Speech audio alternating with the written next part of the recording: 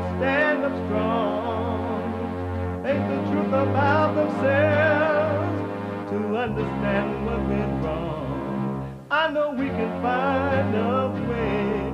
I know we can find a way. I know we can find a way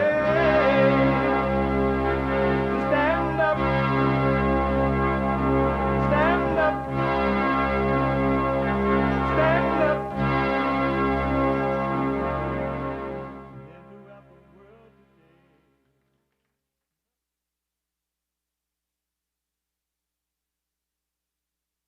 Uniting the races with truth instead of dividing them with lies.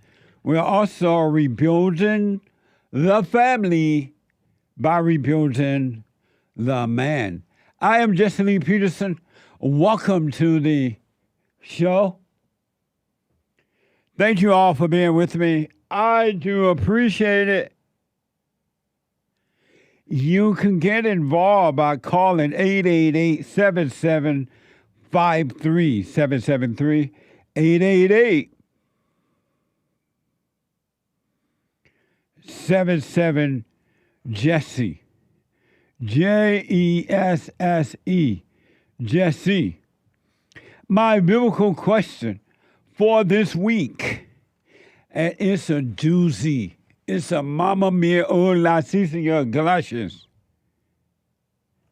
Do you suffer the consequences of your actions? Do you suffer the consequences of your actions? I may have the experts in a little bit and ask them about this particular question. I haven't spoken to them about it. So I may ask them about it. You can get involved by calling 888-7753-773, 888-77-JESSE, Jesse, Jesse. We have every way that you can watch and support the show listed on jesseleepeterson.com/show. jesseleepeterson.com/show. All right? And some of you are busy. We are heard around the world by everybody and their mama. It's interesting in that when I counsel with men and women around the world, people around the world. And it can be like 10 o'clock p.m. in the UK, for an example, and 2 p.m. or 1 p.m. in the USA, however they go. I'm like, what the? It's crazy, huh? And it's interesting that people stay up that late to get counseling, to have that discussion. They want what's right. They want to overcome their hell. And so they make the effort. Now, there are people who are really, really sick people. I mean, just high, evil, sick people who all they ever want to do and will do and is going to do is to roam the earth to see who they can devour and destroy. You have those people. Those people don't want help. They just want to rob, steal, and kill. But then you have the ones that are not so sick and they know something's wrong. They don't quite know how to overcome it or what to do about it. It's those people that would stay up until 10, 11 p.m. in their country time and be counseled from someone in Los Angeles, California, because they want what's right. It's amazing. It's just mind-blowing to me that life, you can't make life happen. you have no control of life. We are not in control of anything. And the ego loves to think and want to believe that it is. But everything you do leads to something even worse. Or you just repeat the same thing over and over and over again, lying to yourself and saying, I would never do it again. But anyway, so, if you need counseling, by the way, since I'm here already, you can, men and women, individual and family, you can, we do counseling. I do the counseling by phone, Skype, or walk-in. I had someone to come here, walk here for counseling the other day I haven't seen in 5 years. And they came back. I was like, what? No, it was good to see them. But if you want counseling, you can go to rebuildingtheman.com, rebuildingtheman.com, or call 800-411-BOND, 800-411-2663. I have to tell you that my counseling schedule is so busy that people have to wait for months sometimes. And so I had to reorganize my schedule so that I can get people in a little sooner. Because people want help. They want to overcome. Some do, most don't. And I'm not talking about them. But anyway, if you're busy and about and you podcast the show all the time, but you want to listen while you're doing, Jesse, how can I listen to the show while I'm working out, while I am making breakfast, lunch, and dinner, getting the kids ready for school, sending them off to a public school so they could be destroyed because I couldn't make my wife stay home and watch over them? You could be listening to the show. You can podcast all the shows, but you can listen by call the listen line on TalkStream Live at 605-615-4131. That's 605-615-4131. And to donate and have your comments read out loud, go to buymeacoffee.com/JLP Talk. buymeacoffee.com/JLP Talk or Bond JLP Cash App. Bond JLP Cash App. All right?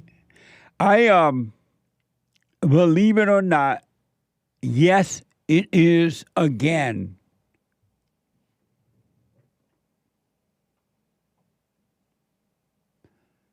It's Friday. Again. Isn't that amazing?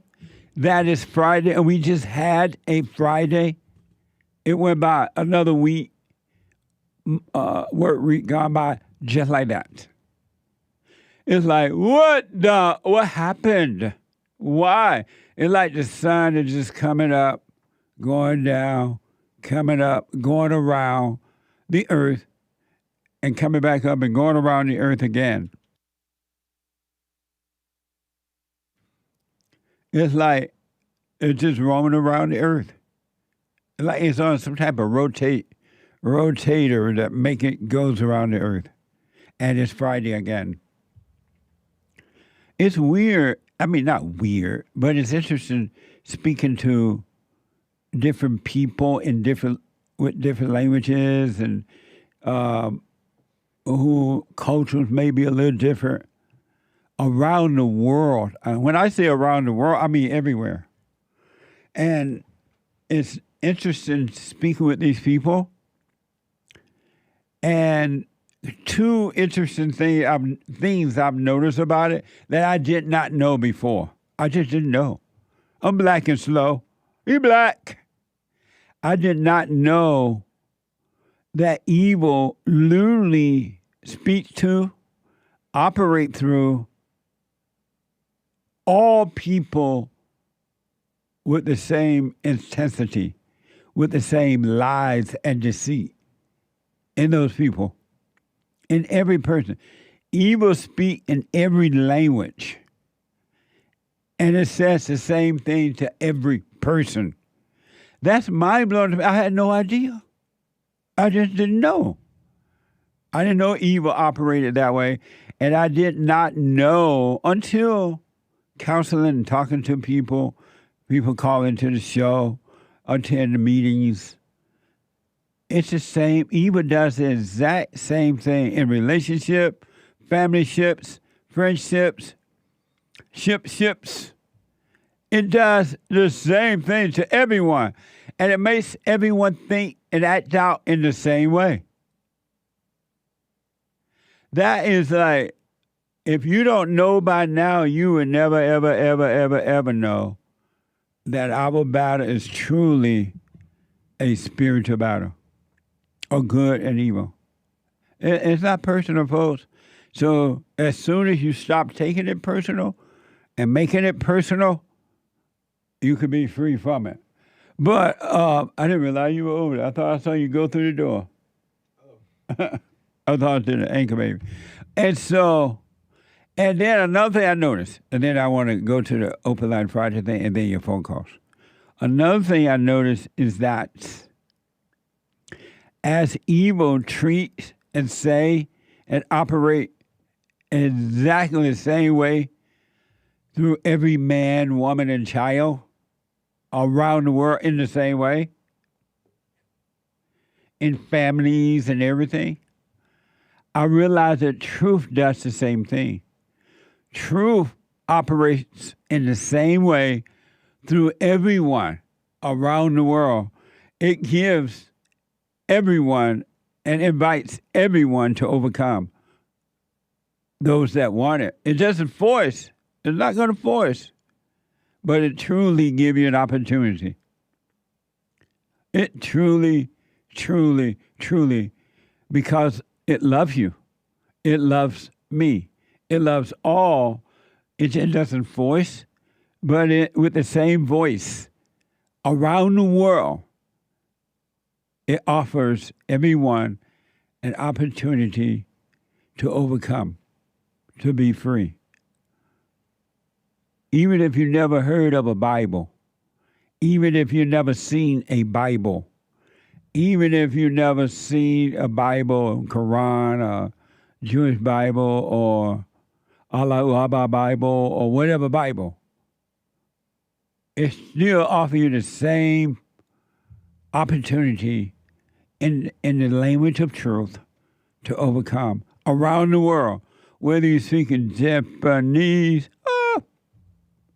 Ola, or Mexican, or black, or white, whatever language.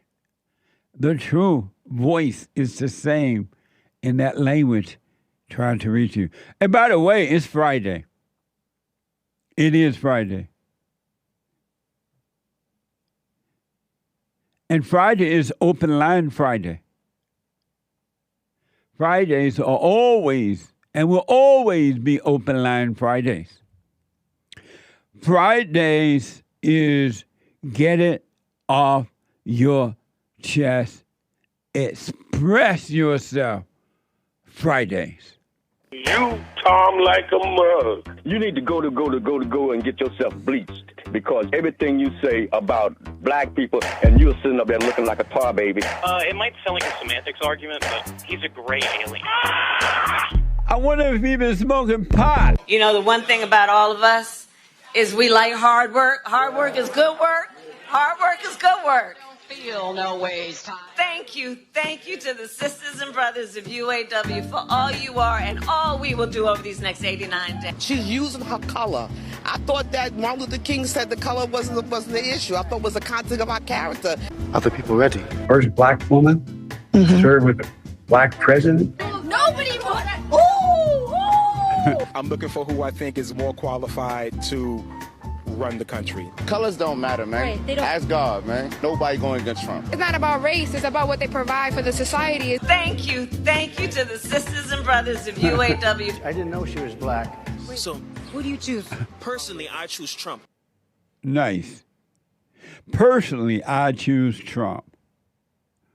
You have a choice. Choose life or death. I set before you life and death. Choose life. Amazing. I think what I'm going to do a little differently here is bring in my experts. I want them to respond to this biblical question. It's such an interesting, and they didn't know I could bring them, so they coming in a little late because they were not aware at all. I did not tell them in advance. I'm just now deciding to do this, to bring them in, to ask them to respond to the biblical question. And they are here now. They're putting on their headsets. And they blah, blah, blah. That's right. And they're pulling out their cell phones and everything. What did y'all do when they had only landlines? Oh no. I gotta turn the receiver. He got to turn the receiver on. Oh, no. Oh, he didn't know. Here, you can How talk come into yours this working? one. Because mine doesn't need a receiver. He has a professional setup. How come the white people always have it better? Now there's a hiss. It's Okay, hard on the black man. I in know. Why America. can't I have one of these? I know. Bill is trifling. Jeez. What were you saying? There is one more mic around, right?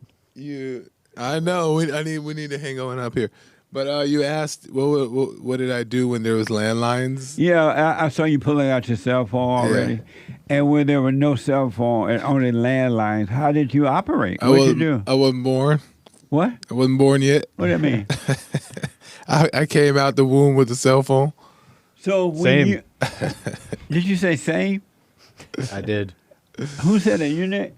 Oh, so when you guys were born, cell phone was already here? No, not for me. I didn't have my first cell phone until I had a Nextel Chirp, and it had like 13 numbers, like 20 numbers, and they were like pound at 123. And the only phone number I had was my mom in 7th grade, Nextel, and I would just chirp her. I'm out of school, Mom. That was it. Really? I don't remember that. Yeah. Nextel. I remember Nextel, but I don't remember chirping. What's the chirp? The chirp was just like it's just like a walkie-talkie phone, but you could do I it remember from all that. across Like a real the phone? world. It was like a children's phone? No, it was a real phone. One of my coworkers had a walkie-talkie type phone. Yeah. We had this thing called the Fly, I think, in Canada, and it was like a kid phone, and you could only have certain numbers. Okay. I knew about that apps. too. Yeah. I didn't have that. You did not? Yeah. No. You didn't have one? I didn't have a kid phone. I had a big boy phone. And I used to. What? I used to think I was so cool because my cousin had the flip phone version, right? And he could flip it up and chirp. So I used to like borrow his, even though it didn't work. And I used to put it on my hip and wear it on my hip with the clip and go to school, walk around at school. That's amazing. You got a boy when you were born, cell phones already existed. Yeah, they had them for sure. What? Nah. Motorola Razor. So I didn't get a smartphone until late 2013 after I started working here. I remember. Really? Yeah. Whoa. I had a flip phone for the rest, all the time before that I didn't use that much. And so people would text me, and I got it was 10 cents per text. So these people with their iPhones would be like, "Hey, what you doing? You want to go out this weekend?" That'd be 30 cents. I remember that. I gotta remember that.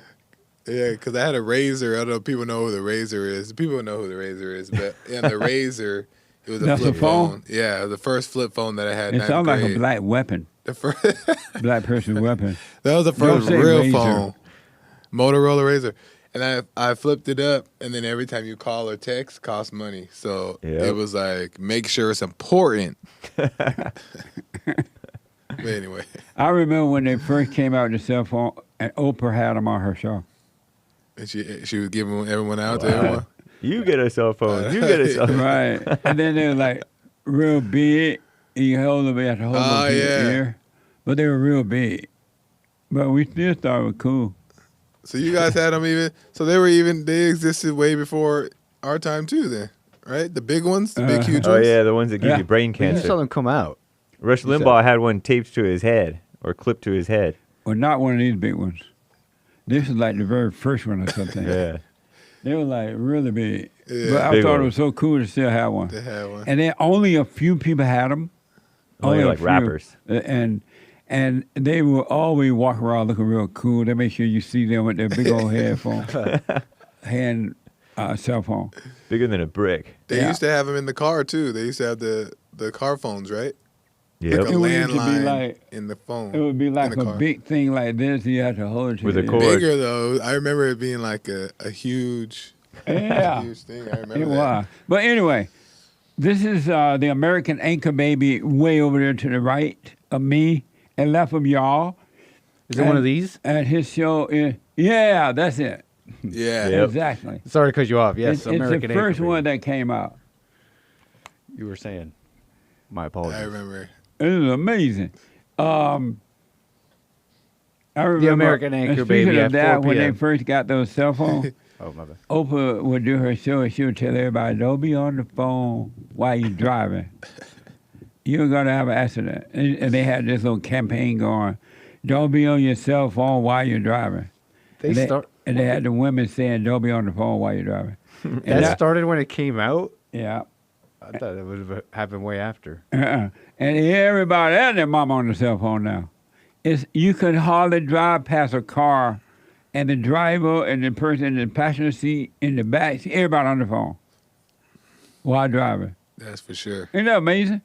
But anyway, the Anchor Baby, the host of the American Anchor Baby, Monday through Friday at 4 p.m. Pacific time, and an expert on the Jesse Lee Peterson show. And then to my other right, JLP Fri TV, Monday through Thursdays at 11 a.m. Pacific time, and an expert here on the Jesse Lee Peterson show. And to his right and my far left, the Hake of the Hake Report. Hake of the Hake, H-A-K Report, Monday through Friday at 9 a.m. from 9 to 11, and the expert here on the Jesse Lee Peterson show. So I want you guys to respond to the biblical question. I haven't had my experts to respond to a biblical question in a while. We used to do it a lot. I'll start with you first, Nick. Yeah. Do you suffer the consequences of your actions? Yeah. Do you suffer the consequences of your actions? Heck yeah, I do. It sure feels like I do. In fact, I suffer the consequences of actions I don't do, and consequences of actions that I've never done. Meaning what? I'm mostly playing around, honestly. It's just I'm describing the feeling and the only logical response I could say to this. So you're saying yes, you do, Nick. You do suffer the consequences of your actions, Of right? my actions, of actions I didn't do. And if I could just be, I really don't know the answer. And this is why, because even though it feels like I've suffered the consequences, it sure feels like it. I got to say, the person who punishes me the most, who has the most consequences, is like myself. You punish yourself? Yeah. When I think about who's giving out these consequences, and I guess who's receiving them, that's a great question too. But the biggest punisher, the one who's is myself. I receive the most consequences in that way, despite me feeling like I do receive consequences even for things I don't do. What the heck?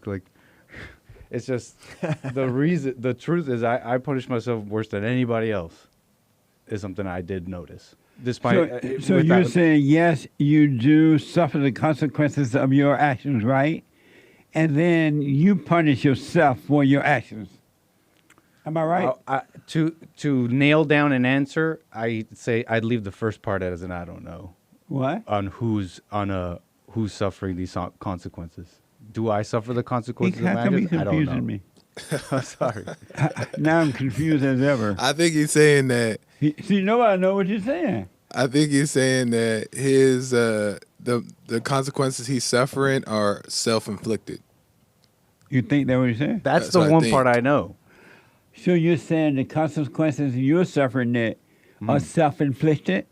Yeah, that part I could say with like more definitively. The other part is just, do I suffer the consequences? I really don't know. I don't have an answer. It feels like I do. I know, but to nail down an answer, I really don't know. So when you said yes, you didn't mean yes? You suffered the consequences? I was being hyperbolic in that. Hyperbolic? Yeah. What's I was that? being hyperbolic in that. Can't translate that one. I mean, what is hyperbolic? Hyperbole, exaggerating. He's exaggerating. So we don't know what the real truth he's thinking yet? Not in the first part, but with who, but in. Let's start over. Lord. Anchor baby. Yes. Do you suffer the consequences of your actions? It seems like I do. It feels like I do, but I'm not sure. You're not sure? Yeah, that answer doesn't feel. Maybe through what I've learned intellectually, I can't quite say just yes to that, but it seems like I do. Okay. JLP Fri TV. Yeah. Do you suffer the consequences of your actions? Yeah, I think so. And your mic on? Yeah, my mic's on. Oh, okay. Oh, you can't hear it through your headphones again? I can't hear through it, but it's fine. I hear him out there. Okay. Turn it up. Okay, go ahead. Yes, I think I suffer the consequences. You of my think you do? actions. Yeah, I believe that I do. By meaning, I do. Yes. Y'all been smoking pot early in the morning. Yes, the answer is yes. So, JLP Friday, do you suffer the consequences of your actions? Yes or no? Yes. You do? Yeah. And why do you say yes, you do? I say yes because even when I don't judge myself for it, like I do believe that there's also self-inflicted consequences, like the conflict you feel from judging yourself, the guilt, the shame, or whatever, right? But even when I don't judge myself and I'm steering clear, there's still like these repercussions that come because of certain things. Like I'll give like a silly example, Right. like if I eat too much cake, right? But I'm like, ooh, that cake was so good, and I'm not like tripping out about it. Right. My body will still feel gross or low or at a tiresome, whatever the case may be. So that's consequences from the actions. And I see that same thing in other things as well. Okay. Yeah. Amazing. Hake, the HakeReport.com. Do you suffer the consequences of your actions? Yes. You do? Uh-huh. And why do you say yes? Because even though I know the answer is no, why are you saying the answer is no? What the? Because as Joshua in Georgia would say, there is no me to suffer. And shout out to Josh in Georgia. Shout out, Josh. He's in his truck right now. Indeed. Driving down that lonely highway of nothingness. Keep on trucking. That's right. But a lot of it is mental. You know how how a lot of times people say it's all mental. So a lot of it is self-punishment, like Anchor Baby and Joel have pointed out, judging yourself and stuff like that, and that you suffer worse. I notice that you don't have to suffer if you don't really think that, oh no, I'm going to be suffering because of what I did. But still, like, you can get yourself run over by a car, and I know that's not you that died. But still, 10 seconds. Let me still, take you get yourself run over by a car. Let me take a quick break. Let you finish them. I'll come back and let you finish that. Then I'm going to the calls and phone and super chat. Back in a moment. Hey, listen.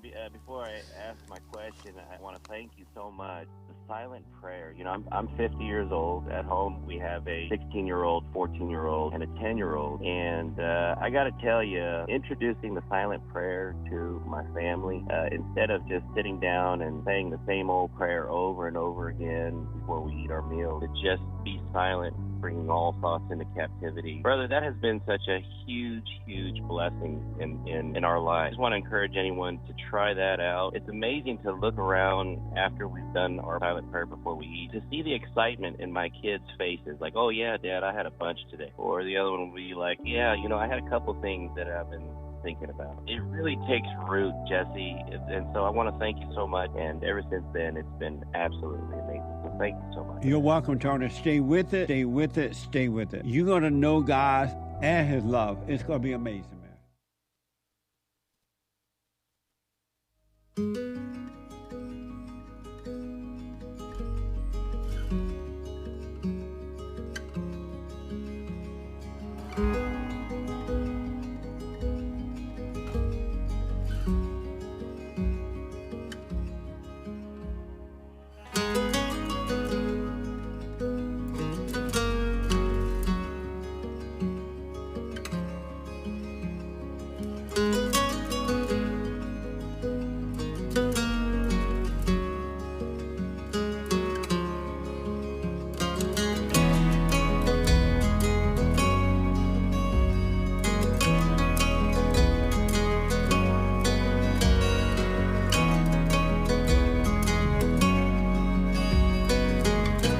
Okay, welcome back. 888-7753-773.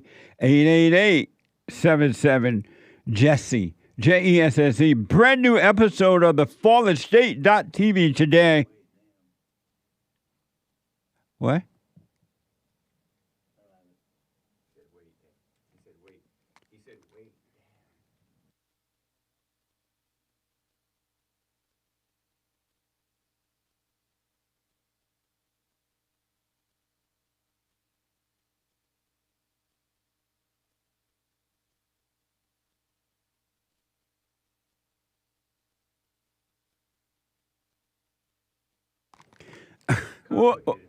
What? Complicated. Amazing. And so we have a brand new episode of the FallenState.tv.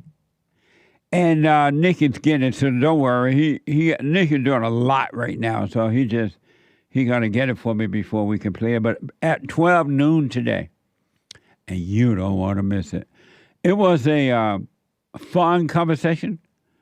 It was a conversation with, what's my generation called? Boomers. And it's been a while since I had a real conversation with boomers. It's like I've been having, well, I won't go to all that. But, and it was fun having a real conversation with boomers on the FallenState.tv today at 12 noon. At 9 a.m., the Hake report, the Hake, H-A-K-E, the HakeReport.com at 9 a.m. this morning, all right, from 9 to 11. And then at 12 noon, Pacific time, the Hake Report is 9 to 11 a.m. Pacific time. No JLP Friday today, only on Monday through Thursdays. But then at 12 noon, a brand new episode of the Fallen State. Are we ready for it? A brand new episode of the FallenState.tv. I talked with Dr. Michael and Barbara Grossman. Dr. Michael and Barbara Grossman. They are a married couple who have been together for over 50 years. Now, you know that was juicy. 50 years. And they wrote a book together titled Ageless Love. Ageless Love.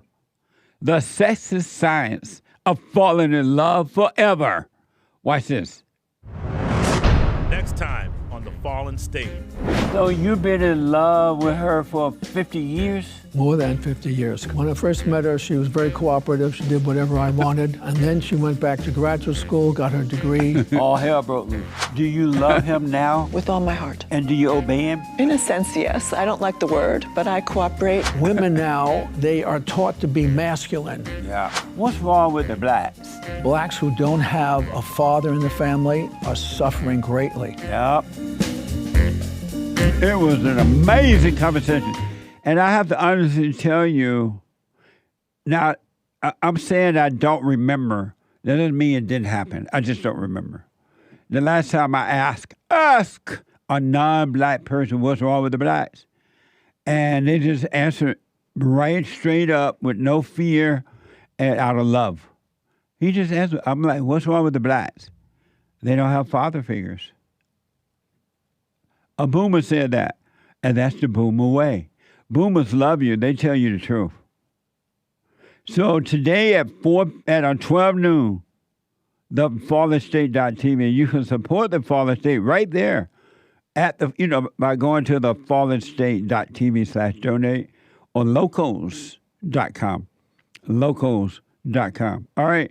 So I want to go quickly back to Hake. And Hake is answering the biblical question of, do you suffer the consequences of your actions? And Hake of the Hake Report, an expert here on the Jesse Peterson Show, you say yes. What do you say? I don't want to put words in your mouth. I said, yes, I do suffer the consequences of my actions. But you said, the answer is no? Right. Why you say that? Because I've been around you for long enough to be pretty sure that the answer is going to be no. But why? How am I going to say no? I feel like that you've asked something along these lines before, and I don't remember exactly what the answer was. Right. But, I kind of know that a whole lot of the suffering is mental, and you bring it on yourself and stuff like that. And it's not even the real you, stuff like that. I'm putting in air quotes. Not the real you. Joey, I mentioned during the break that if we were somewhere and people never heard about the not you and the real you, and we were up there talking about the not you, they would think we're crazy. They might think we're crazy anyway. Yeah, I mean, that's the part I'm just not sure of, and that's why all that comes out so jumbled, and I'm trying to wrestle with it. But why even wrestle with that? That's why I don't really know that. I don't really know this not me and all that. Yeah. So you really But I do know that I punish myself. So I the only answer that could come out is it seems like I really do some of these consequences. Right. Some other ones though. You know what I mean? Oh, and it's all in my head. Sometimes he gets punished for what I do. Huh? I said, and sometimes he gets punished for what I do. Because he says sometimes he suffers the consequences of not his actions. Hate does. But it's all like in my head. Clean that mug. But I really don't know, and it's an interesting so thing. You don't know for sure that whether there is a not you or not? Do I know for sure? Damn, Jesse, why are you going to ask me that right now? Cussing on it. Sorry, kids. Dang. He's not a Christian. Wow. We know that for sure. We know that with how he's cussing. Right, because it's all the outside stuff, right, Jesse? It's Rated the R. cussing. That's what That's makes the you a real Christian, sin. right? I'll make sure to wear robes and never swear again. I'll really be a Christian. And so you're not for sure if they're not you or not. I don't know if I know for sure because in my mind, the answer to that, this is so crazy. In my mind, the answer to that is if I knew for sure, then I would be totally 1,000,000% free. There's no 1,000,000%. It's only 100. But I would be 100% free. If you knew for sure if there was a not That's the you answer or in not. my mind. Yeah. Oh, interesting. Do you know for sure there is not a not you? Joel? That's a good question. Do I know for sure that there's a not me? I don't know if I've thought about it, but I know that there is a spiritual real me. So maybe that makes it. Maybe that means that there's a not me.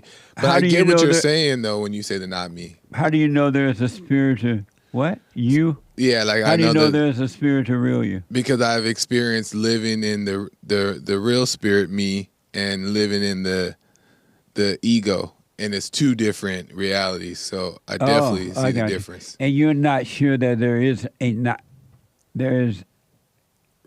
you.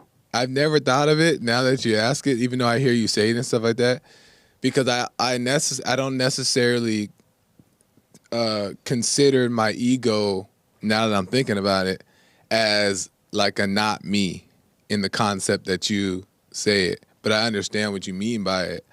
But I don't necessarily see it for sure, 100%, that my ego and stuff is disattached from me. But I do know the real me is when I'm walking in the spirit and in the light. Oh, Lord. Walking in the spirit of the light. He pointed at me when he said that, too. Like, what I said may be BS, man. Like, it's just the answer in my head. Oh, another. Sorry, kids. It's a bogus speech. What did I say wrong? Oh, that would BS me? Oh. Remember Paul Anderson? You say female dog all the time. What? You say the B all the time. What? You say the B all the time. You didn't care about the kids. What's the B? B-I-T blank blank. Ooh. Female dog. What? At this point, I thought we were just a cussing show. I did not know. I honestly did not know that the B word was a bad word until I started doing the show and Hake started reacting. I just thought it meant female dog. Shows how far we've gone. When I was growing up, whenever a man or a woman, no matter what race or age, and they saw a woman acting out, they would say, "Look at that." And they just meant, look at that female dog. She acted like a female dog. And so we would say it too as young people. And because it never was considered to be, it just meant the person was acting like an angry animal, like a dog. The context has changed too now. Now it's about how, because if you say it in a certain way, like, it all depends on how you say it. If you say it like in a derogatory way, it sounds way worse than if you're saying it jokingly. No, but they be serious. They ain't say it jokingly. Oh, back then? Uh-huh. Oh. I think she called some man's wife that the other day. It's kind of like the N-word. The feminine. Yeah, some caller's wife. The N-word was not as bad as what they pretend like it is today. Not at all. I don't even remember the N-word going It's like the feminist. You know how the blacks overreact to the N-word? Yeah. The feminists have us trained to overreact to the B-word. Yeah. I think that's so what true. it is. Yeah. It's not Christian. It has nothing to do with being Christian. It just simply meant that woman was acting like a wet dog, angry dog. But I mean, I think all words though can be used in that same explanation though. But at the same time, today those are considered curse words. So even if it ain't cussing, but that doesn't make it not. That doesn't make it not what it is just because you say that it's not though. That's just the reality. What? Because just because you say that was a word that you used back then that wasn't considered bad, doesn't mean that that's what it is now. To the. But how did the word change to be bad? Well, that's the same with every word, like gay, damn. All those are curse words now that Hake would be like, what the, right? But at some point, those were just words that were used as well. So, but the how is quite interesting, no? Yeah. For this one. Jesse, in England, they say another word that's like really, really bad here. What's and that? it's like the women say it. I'm not going to say it. Oh, yeah, and then we say words that they would never say. That's crazy, huh? Yeah. It has to do with women. Oh. Is bloody a bad word? Yeah, that's the worst word you can say in England. Don't say that. Bloody? Sorry, don't say that, kids. English kids. Bloody is a bad word. You can't say that. You didn't say like... we're in America. No, but I know, but we have English time listeners. To use an example? Can I say one time to use an example? You bloody. Like they say bloody hell. Bloody hell is that. Okay, calm down. They use that one like I never a curse knew word. that meant a bad word. Yeah. That's the worst word that you can say. Really? At least that's what I was told. I don't believe that. I believe it. I don't believe it. Stop it. Bleep it out, Derrick. Yeah, that's crazy. Leave it out there. You want BH with it? Don't say that word, kids. BH. English kids. You have to hit the BH. Amazing. It's amazing how other human beings can influence you to change words and use a different language. Yeah. When you grew up knowing it didn't mean anything bad. people should have the sense to take it how you take it from you how you mean it, rather than and ask you about it, or rather than judge you over it and put their meaning onto it. It's kind of like people dressing up black, wearing blackface. It's to ask them about it if rather than judging them, he's the worst evil racist. Something like that. Ask questions first, punch later. I agree. I saw a movie the other day, speaking of blackface, and then I gotta go. Me too. My producer's saying that, yes, when I didn't take out the chicken, out before Mama got home, I got beat down. So he suffered the consequences of his inaction? Right. When he didn't take the chicken out of the stove. Oh, yeah. When I didn't take the chicken out before Mama got home, I got beat down. So I guess his mother said, take that frozen chicken out. And so when I get home, I'll cook it. And then he didn't do it, and Mama beat him down. He felt so those it's the consequences of not taking it out. Nice. Consequences of your inaction. That's not nice. Huh? Consequences of your inaction. Yeah. What a mess. Who wrote this word? All right, bye. Oh, that was Nick. Nick, turn the fan here. Oh. I could have just probably. Okay. So you say yes, you suffer the Nice. You say yes, you suffer the consequences of your actions, right? Yeah. And you say yes. Yeah. And you say yes, Nick. Yeah. And you say that you're not sure there is a not you yet. Why do you got to repeat it? I'm not entirely sure, I guess. I'm sorry? I got big suspicions. There's something going on. But you're not sure? Not entirely. And you say you're not sure there's a not you or not. Right. I understand what you mean by it, but I can't say that I'm as confident in the concept of it as you are. And what? Oh, okay. I understand. And you say you're not sure there's a not you. I didn't say that, but yeah. Oh, you didn't say that? Yeah, you hadn't asked me yet. Oh, I hadn't asked you yet. Are you sure that there is a not you? No. You're not sure? Nope. And why not? Because even though it makes sense that selfishness is empty, because thinking that there's a me is being selfish a lot of the times, right?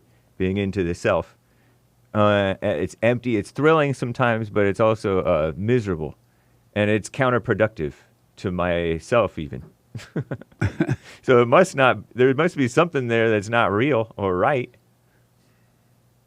Right? And so knowing all that, it's still not clear whether there's a not you or not.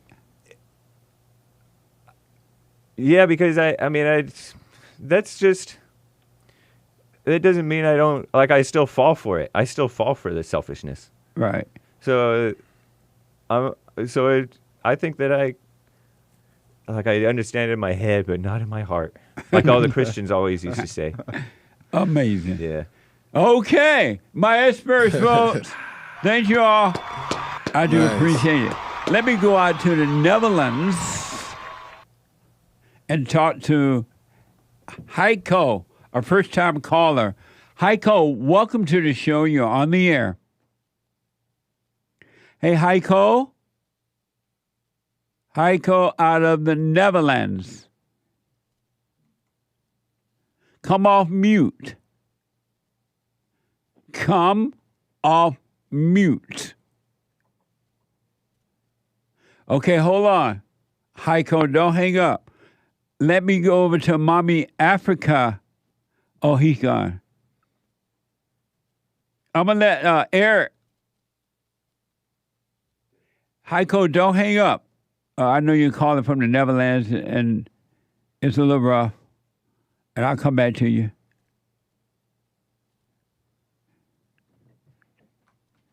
Let me go to,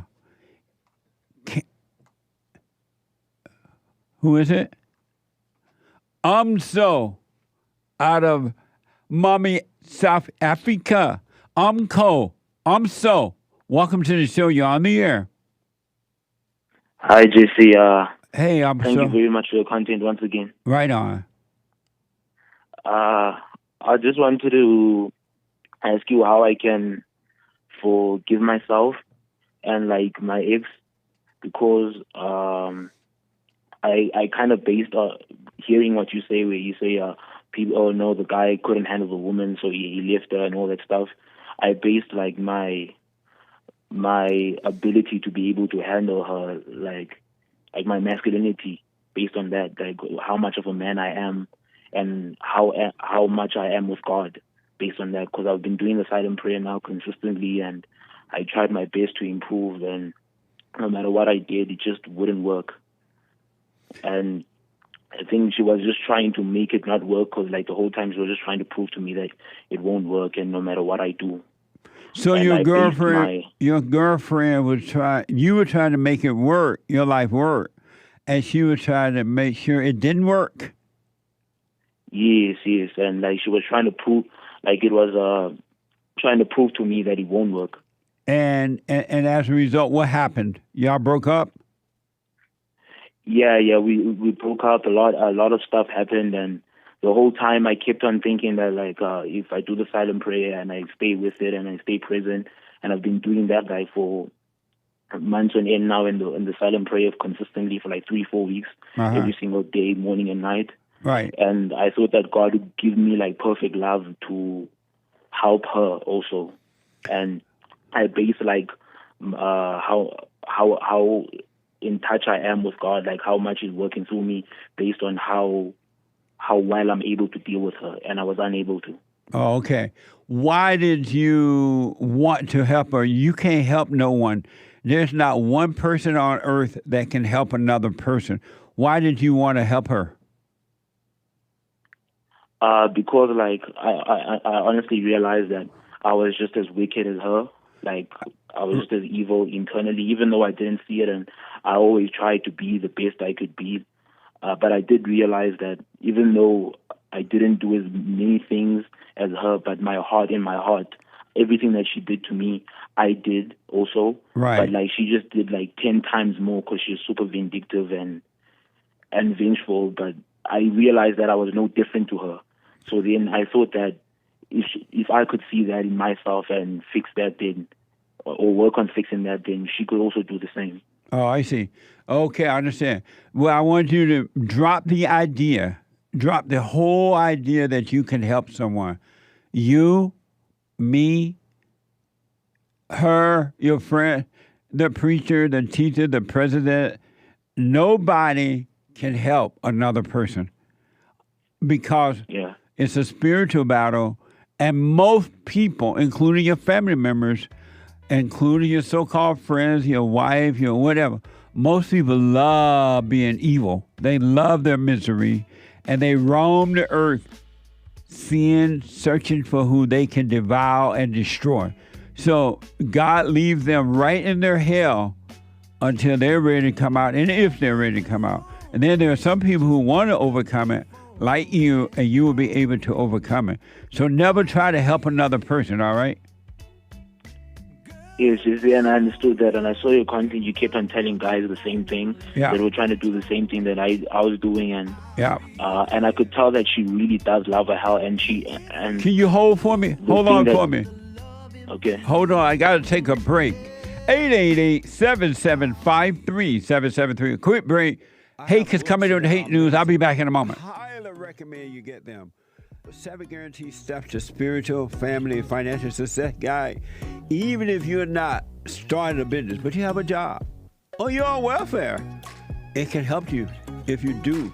Be doers of the word, all right? From rage to responsibility. From rage. That's what I write about in the first chapter, especially how I overcame. Scam. How the black leadership exploits black Americans. They're using them, and blacks are too willing to be used. And then my last book, The Antidote, Healing America from the Poison of Hate, Blame, and Victimhood. They are all amazing books, and they are helpful. Go to rebuildingtheman.com if you want an autographed copy, or call 800-411-2663.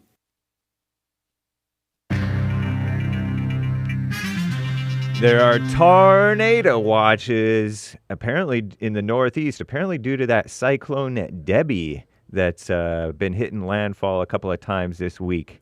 And Trump-Kamala debate September 10th on ABC. And a hostage deal is incoming, possibly, maybe. I'll believe it when I see it, for the Israel-Palestine mess. And a Supreme Court, the so-called Supreme Court, is under attack over their rightful abortion decision. This is the end of hour one of the Jesse Lee Peterson Show. It is Express Yourself Friday. You can get it off your chest in the coming hours. The lines are full, guys. JLP will be right back to your calls and some great stories and some other things, super chats as well. But first, Hake News, not fake news.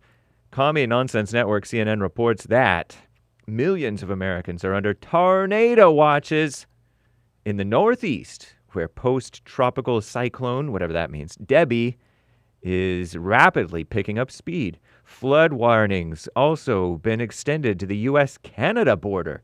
Wow, with forecasts calling for several inches of rain in upstate New York, predicting several inches of rain, they say, in upstate New York, also Vermont and New Hampshire through Saturday. So good luck up there. Be safe. Our greatest president, Donald J. Trump, and that so-called vice president, cackling Kamala Harris under evil Joe Biden, who's probably should be 25th Amendmented already and gotten kicked out of office. Should be, but he's not. They're set to debate on ABC, far-left extremist, anti-white, anti-truth ABC, on September 10th. Speaking at his Mar-a-Lago resort, his home in Florida on Thursday, our greatest President Trump said he was, quote, looking forward, unquote, to debating Kamala Harris, and that he agreed to upcoming debates with Fox News, ABC, and NBC. All of them quite liberal. Fox News slightly less so, I guess, in some cases. Kamala Harris confirmed her participation in the September 10th showdown and said she would be, quote-unquote, happy to discuss further debates after they meet on stage next month. Trump previously said he would not debate Kamala Harris if she did not agree to attend a proposed Fox News debate. Faux news. Details on location, rules, and moderators will be determined in the coming weeks ahead by them. That hostage deal, fat chance, right? We'll see. Mediators from the United States, Qatar, and Egypt said on Thursday they may present what they called a final bridging proposal next week, urging Israel and Hamas to agree on a ceasefire and hostage deal in Gaza. The three countries have been leading efforts to strike a deal, but the conversations stalled after the death of that guy, that Ismail, Hamas political leader, Haniyeh, who was killed in a blast in Iran last week. I heard that they set a bomb months earlier. Somebody did. Don't know who. What a mess. At his residence or something. There are currently 115 total hostages, living and dead. So do you count them? But I guess they have to count them. Being held in Gaza, according to Israeli officials. Of that number, 111 were taken during the October 7th Hamas-led attack on Israel, which killed over 1,200 people, they say. Israel's ensuing military offensive in the enclave has killed nearly 40,000 Palestinians and displaced nearly 2 million. According to Gaza's Ministry of Health, if you do believe them, and the United Nations, if you believe them. The so-called Supreme Court's rightful 2022 decision to overturn the ridiculous Roe v. Wade remains unpopular with a wide majority of Americans, according to Commie Nonsense Network, and according to a new Marquette Law School poll, because of propaganda, they're brainwashed. 2/3 of Americans oppose the High Court's abortion decision, data shows, because they don't understand anything. As so-called reproductive rights, which don't exist, remain a key issue for many Democrats and Republicans leading up to the November election. In the Supreme Court's bombshell decision in Bob Dobbs versus Jackson Women's Health Organization, 5 so-called conservative justices overturned the 1973 precedent that pretended like it was a constitutional right to kill the baby in the womb. Ridiculous. I'm James Hake. Now back to JLP, Hour 2.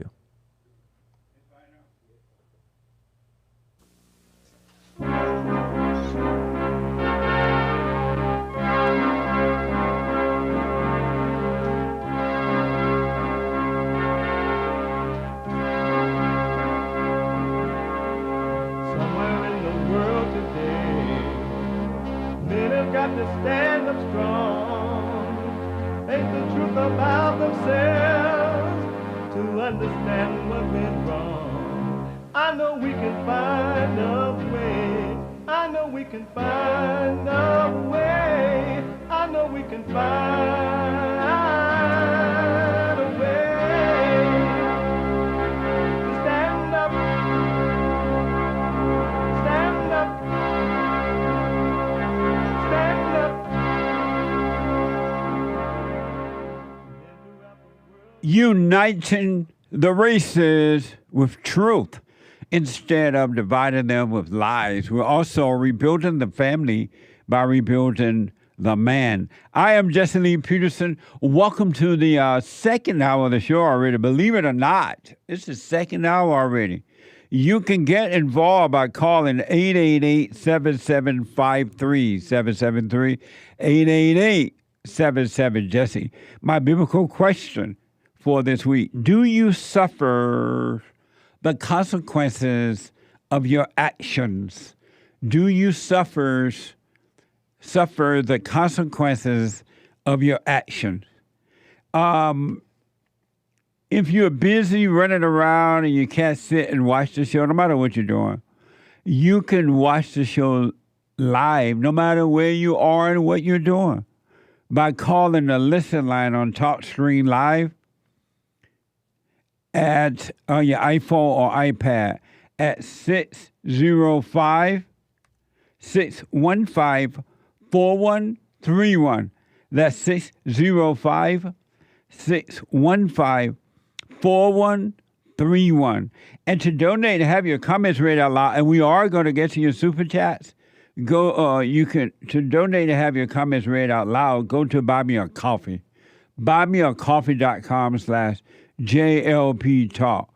buymeacoffee.com/JLP Talk or Bond JLP Cash App. Bond JLP Cash App. It's Friday. Every Friday is Get It Off Your Chest Day. Get it off your chest. Calm like a mug. And every Friday is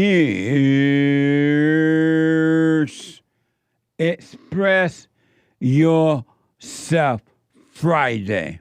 You calm like a mug. You need to go and get yourself bleached, because everything you say about black people, and you're sitting up there looking like a tar baby. It might sound like a semantics argument, but he's a great alien. I wonder if he's been smoking pot. You know, the one thing about all of us is we like hard work. Hard work is good work. Hard work is good work. Feel no waste time. Thank you to the sisters and brothers of UAW for all you are and all we will do over these next 89 days. She's using her color. I thought that Martin Luther King said the color wasn't the issue. I thought it was the content of our character. Are the people ready? First black woman served with a black president. Nobody wanted. I'm looking for who I think is more qualified to run the country. Colors don't matter, man. Right, they don't. Ask God, man. Nobody going against Trump. It's not about race, it's about what they provide for the society. Thank you to the sisters and brothers of UAW. I didn't know she was black. So, Who do you choose? personally, I choose Trump. Nice. Amazing. Let me go back to the busy phones. I want to go back to South Africa. We are heard around the world by everybody and their mama. And if you're black, everybody and their mama. Umso out of South Africa. I had to put him on hold there. We ran out of time. And Umso breaking up with his girl, and he was trying to help her. He was at first working on himself, and according to Umso, she was working against him to make sure he doesn't succeed at working on himself. And now so your question for me is what? You know how you say, like, it's not them, it's the spirit within them, the same way it's the spirit within me? Yes. How do I, but like, it's like with her, she chooses evil, and she knows that she's aware of it. Because I used to think that she wasn't aware up until, like, I just started observing and, like, talking to her, and I realized that she actually is aware of it, and she loves it, and she giggles about it, and she chooses it. Right. So it's like, it's like also hard for me to forgive her, and forgive myself for having stayed with someone that was so wicked, and I could see the signs from the beginning, but I just ignored them, and then I woke up, and then that's when the real hell in her came out. And everything that you said on your other videos just happened. So it's like hard for me to not identify her with the entity that's made a home in her, because she loves it so much. It's as if like she is the entity also. Right. And your question for me is, how do you what? How do I forgive her then? Because you say that you usually you forgive them by saying that you're just as wicked and that it's not them, it's the spirit within them. But with her, she's aware of it and she loves it. So how do I not identify her with that spirit if she's aware of it and? But you should see and identify the evil in her, and if she love it, because most human beings around the world, including family members and friendships and everything, husband, wife, they love their evil, and their only purpose on earth is to roam the earth, to see who they can hurt, to rob and destroy, meaning to rob their soul and kill them. And so evil people want to do that, including family member, husband, and wife. But then there are some people who realize that they are evil and they don't want to be that way. So they're working on trying to overcome it, understand it and overcome it. But if what you're saying about her is true, that she's that evil, you should stay away from her, but don't be angry at her, because, as you said, the same spirit of evil is inside of you too, except you are aware of it and you're working on it on yourself to overcome. But don't be angry at her and still fall away from her, have nothing to do with her. Just don't be angry at her. She can't help it. She has this, based on you, she has accept evil as her God. That's all that's important to her is evil, and she can never accept the true God because evil has become her God.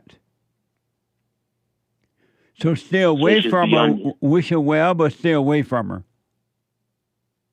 Yeah, that's what had me so confused. Because with me, when I was doing those things, I kind of knew that it was bad, but I didn't know like it was. I was evil. I wasn't really aware. Right, I understand. And then, like over time, I could tell, but I was always working on myself, so I was kind of aware, but not really aware. And I didn't want to do it, but I couldn't help myself. Yes. But with her, she's aware of it, and she knows exactly what she's doing, and she doesn't want to help herself. I just can't comprehend how someone can be so evil and be aware of it and love it so much. And because like with me, I wasn't the first guy she tried to destroy. The other guy she had destroyed, but I thought that, oh no, I'm different. Like I had an ego. Right. Oh no, I'm different. It won't happen to me. She can't do that to me. It didn't really happen because she really tried to get me away from pursuing my purpose in other things in my life. And what got us to fight a lot was because I never caved in, and I never caved in to her wanting me to do the bad things. And when I even wanted to abstain from sex, I never gave in with that, and it just caused more havoc. So I just really don't understand how someone can be so evil, and they can how be I could evil be so blind to it. Because you could not see the evil in yourself at the time, and now you do, and I don't know her, but she might not even want to see the evil because she's accepted as good. And so God, Christ and God will leave her right there to hell. And I want to encourage you to do the same thing. Walk away and be done with her. Because if you try to help her, she's going to destroy you. So stay away from her.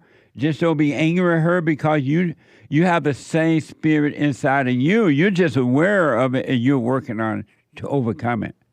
But most human beings, the one thing I promise you, I just absolutely promise you, that most human beings, I absolutely promise you this, most human beings, men and women, love being evil.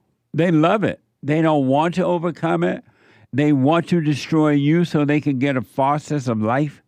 They're looking for anyone, include their own children, their own relationships. They want to destroy you, and they get a joy from it because it feels like life to them. So I recommend that you stay away from her. Just don't be angry at her. Don't hate her for it. She can't help it. Okay. But stay away from her. Okay, no, we'll do, Jesse. We'll do. And she does love it. She doesn't want to overcome. And she even told me multiple times that this journey I'm taking on my own. And that she won't join it because she doesn't want it. And right. She basically told me that she loves the hell and that's why it won't work out because she can tell that I'm not willing to cave in. So why haven't you already dumped her and been done with her and stay away from her? If she told you that clearly, why haven't you already walked away from it? Yeah, I know. I did walk away. About 4 weeks back, and then 3 weeks back, and then she came back. But then I stayed strong, and then she played the victim again. And then I realized that she's gonna keep on coming back. So then I just pretended to be really, really weak with her because I knew that she didn't want to leave me when she thought that I could live without her. And that she wanted me to be completely weak and just leave me completely destroyed. So I just pretended to her. And then I left her place, and then I just felt so good because I knew that she wasn't going to try to call me anymore. And because I know that right now I don't really have the full strength to walk, to stay away from her because I'm able to walk away, but then she's able to reel me in. So then I just realized that she's not going to let me go up until she feels like she destroyed me. So I just sold that to her so that she could let me go. Oh, interesting. Up until I have the strength. But you got to stay away from her, period, and don't try to prove anything to her. Don't try to show yourself weak or strong. You got to see where you are. If you're weak, you need to walk away from her in your weakness, and just being aware that you are weak, and walk away from her. And in the moment of weakness, and in the moments that you see that you're weakness, is when the Father, the Spirit of truth, when love is trying to save you. God is trying to save you in that moment of weakness. So walk away from her. And were you living with her? No. There was a point where she basically was kind of living here because she'd be here for days on end and or for a whole week, but it wasn't necessarily living with her. But okay, we would see each other about. Well, be done with her. Don't play around with her. Don't pretend you care about her. Don't pretend you love her. You be done with her because you see that she's pure evil, and the spirit of evil inside of her only want to destroy you. It want to destroy. You heard of. The devil came to rob, steal, and kill. Well, he does that through human beings.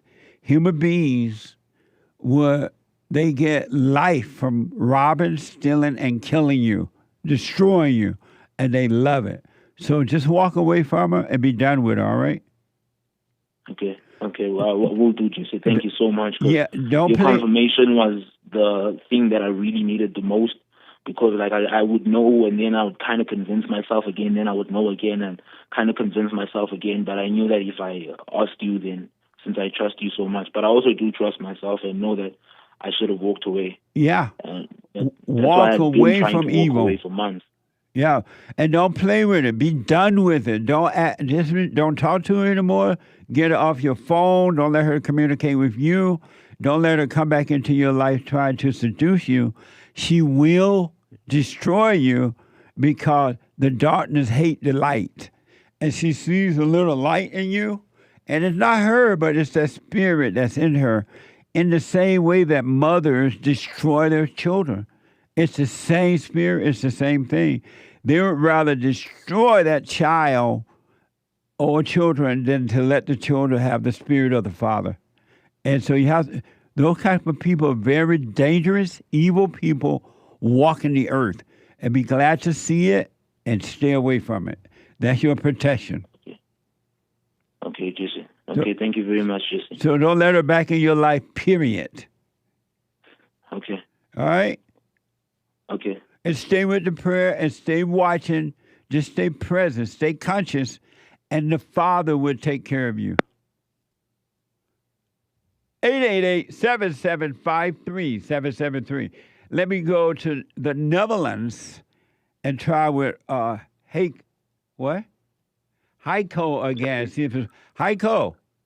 Yes, what's up, Jesse? Oh, all is well. I can hear you loud and clear. Go ahead. Thanks for having me on, man. Yes.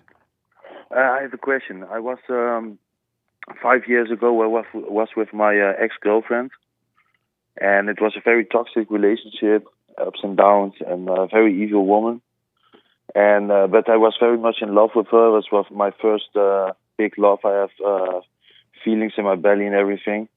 And 5 years later, so we broke up, and I worked on myself, bought a house, started a company, business and everything. And I'm with my fiancée now. We are 1 year together, and we are engaged now. And my question is, the feelings are not so strong for her, except she's a very good woman. She listens to me. She does a very good job. But my feelings are not so strong for her than for my first girlfriend. Can you give me some advice on that? How to deal with that? Well, the first girlfriend, all you're doing is having thoughts about her.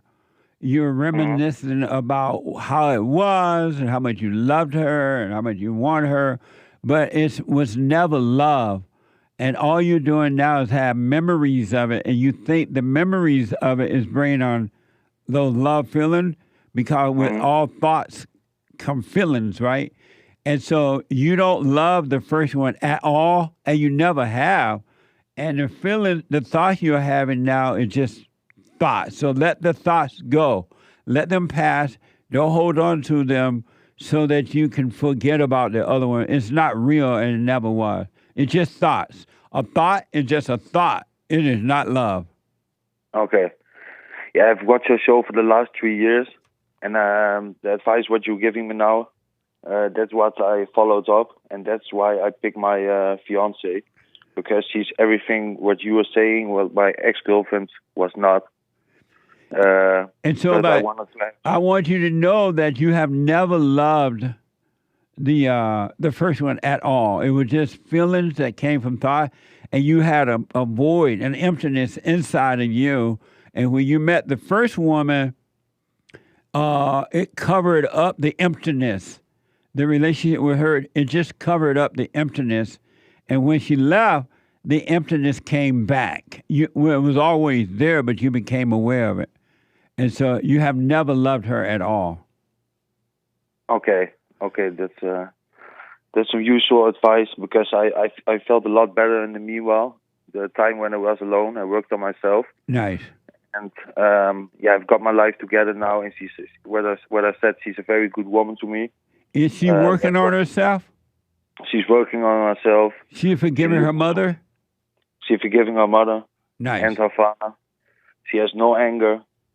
Nothing. She's just a whole other woman than the first one. Well, I wish you well, but just let go of the thoughts about the first one, and you'll be done with her. All you're doing is having false thoughts about it. It's just a thought. It has no meaning, period. Okay, thank you, man. Thank you, man. That's very useful. That's clear some thoughts of some things I had in my head, the comparison from the feelings from the first to the second one, that I wanted to clear up. You're welcome. Are you doing the silent prayer? Silent prayer. My girlfriend's also doing the silent prayer. So okay. Are you living with your fiancée right now? Yes, she moved in with me. And when are you married? Getting married? Next year, summer 2025. Okay. Here's what I recommend for you, both of you. Do what you want, of course, but I recommend. For the next year, until you get married again, no sex. Okay. It's going to be a long year. We're going to see how much y'all love the Lord. But no sex. I'm not telling you got to move out. That's up to you. But no sex from this point until the night of the marriage.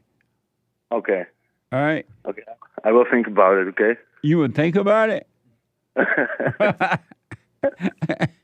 What is there to think about? Yeah, I don't know, man. It's just here in the West, it's normal, you know. I mean, in the East too, and the South and the North. Yes. It's normal all over the world, but it's abnormal normal. Yeah, I know what you mean. I know what you mean. So I highly recommend, do what you want, of course, but I highly recommend that you guys wait the rest of the year, wait until marriage, the night of the marriage, before you do sex. And so you can truly see if you love one another or not. Okay. Thank you, man. I wish you well. Let me know how it goes. Thank you, man. Thank you. All Bye-bye. right. All right, buddy. Heard around the world by everybody and they mama. As the blacks would say, everybody and they. Let me go quickly as Hake is coming in for the super chats. Let me go to first time caller out of California, Eddie. Eddie, welcome to the show. You're on the air. How you doing, sir? All is well, Eddie. Thanks for calling. Big fan, big fan. Thank you. Just started watching you about 2 months ago. Right on. I just wanted your biblical question. Can you repeat it? Do you suffer the consequences of your actions? Do you suffer the consequences of your action? I would feel that my suffering would come from the ones that are around me, that I cause suffering to because of my actions. And so, of my consequence. And so, first, give me a yes or no, and then a follow-up. Do you suffer the consequences of your actions? You say yes? Yes, sir. And then why do you say yes? Because of the ones around me, I see my consequences, it's like a chain reaction, you know? It's like throwing a pebble into water. And anything around it, it causes a ripple effect. Give me an example of what you mean by that, if you can. Okay. We're imperfect beings trying to produce perfect results. We're born into sin. And everyone around us, if we're trying... but give me an example about you, what you mean about you. Okay, I would say an addiction. So let's say alcohol, drug, whatever it may be. Right. That causes consequences not just on me, but everyone else. And when I see them hurt, even though I may not, I'm escaping my reality of my actions because that's why I do that. But it hurts everyone around me. Amazing. That's what I would say. I really want to respond to that, Eddie, because you're making a very, very interesting point, but I got to hold my 2 cents until Sunday. I want to go to your church on Sunday. Okay. You know where we're located? No, I do not, sir. I would like to know because I really want to go. Are you in L.A.? I'm by Rancho Cucamonga. Okay, we're at the corner of Pico, P-I-C-O, Pico Boulevard and La Cienega, right in that area there, at 6146 West Pico Boulevard. Awesome, sir. Yeah, I'm working out in Fernando right now. Okay. Fernando Boulevard.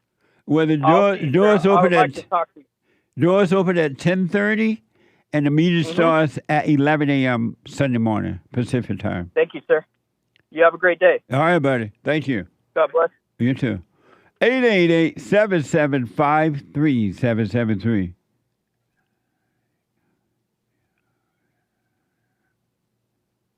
Five-3. 773. Let me go to Kobe. Kobe is a first-time caller out of Florida. Kobe, welcome to the show. You're on the air. How you doing, Jesse? It's a pleasure to talk to you. Thank you, Kobe. I just really wanted to ask you, just one instance, but I just want to ask you a quick question about a situation I'm going through currently. All right. Okay, so I've been dealing with this female for about last 7 years on and off. Recently, she came back into my life, and at the time she came back into my life, she's planning to move in the next month or so out of town, but she told me that she wanted to pretty much enjoy the moments that we have together before she moves. But I already knew I knew from back then she was a party girl. She liked to go out, be wild, kind of be out with her friends, shaking booty everywhere and doing them type of things. So now I'm having a real conflict in myself. Should I kind of deal with it and understand that's how she is, or should I just let her go and be the type of person she is? 'Cause I don't do any of them things. I stay in the house normally. I go to work, come back home, do my own thing, but I'm not really cool with her going out and do that. And I don't want to impose my will upon her. Right. Tell her to stop doing what she's doing. Yeah. So I was just wondering, should I believe her that she's not out there doing anything extra crazy, as in maybe cheating on me or being kind of wild, or should I just get rid of the situation entirely? Good question, but let me ask before I respond. You already know how this woman is. You know you've had this relationship with her. You know how she is. Why would you even take the risk of dealing with her again, period? Because I personally do believe people change. You know, if we didn't change, it wouldn't be no reason to turn back to God if we didn't change in general. So, but why do you? Most people do not change. Only a handful of people change. Most people do not change. And that's true. And is there anything in this woman that look like she has changed? You know what? I'll give you one instance that really made me second guess myself, because we started maybe talking again maybe 2 months ago. And the last month, maybe the month after that, we were chilling for about a whole week. And what ended up happening was we chilled for that week. She came over, she chilled. She ended up laying in my bed. She went to sleep. The next morning she woke up.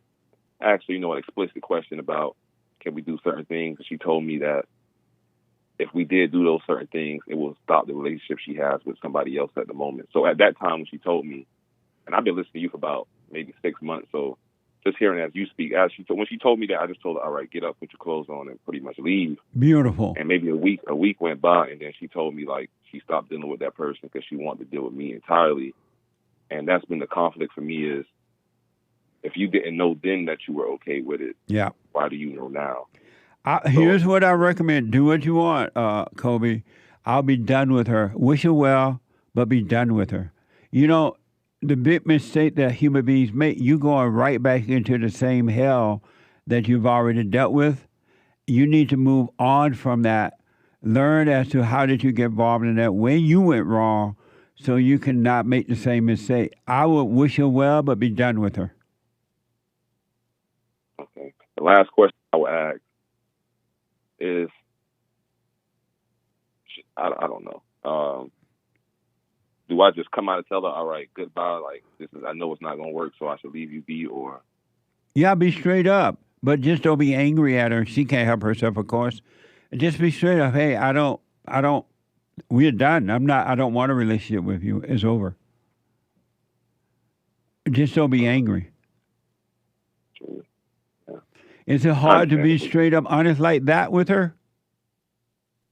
Not really, because I'm really a blunt person, and I don't want to have nothing like, I don't want her to feel like I'm trying to. That's one thing, like, when I was younger, I dealt with a lot of females in the sense of when you try to tell them what's right or try to keep them out of something, they tell you that you're being controlling or something to that degree. Yeah. And that's when I see the point of stepping away. So I've been trying to be, as my days come on and I get older in time, I try to, let people just be who they want to be. And if it doesn't work out, I step away. But there's not one reason for you to go back to her. You've had enough experience with her. It didn't work. If life and relationships don't work naturally by themselves, it's not meant to be. You are not, and I and no other human being are supposed to make or try or put any effort in making a relationship work. So I would just be straight up, hey, no, lady, it's over. No more. Goodbye. Bye. Appreciate you, Jesse. That's all I need to hear for today. Thank you. You're welcome. Let me know how it goes. I wish you well, all right? Yes, sir. I will be calling back. Appreciate it. All right, buddy.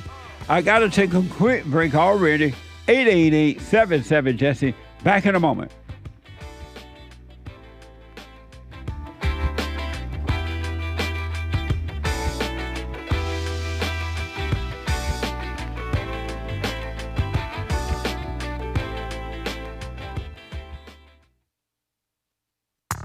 I recommend you get a copy of my book, From Rage to Responsibility.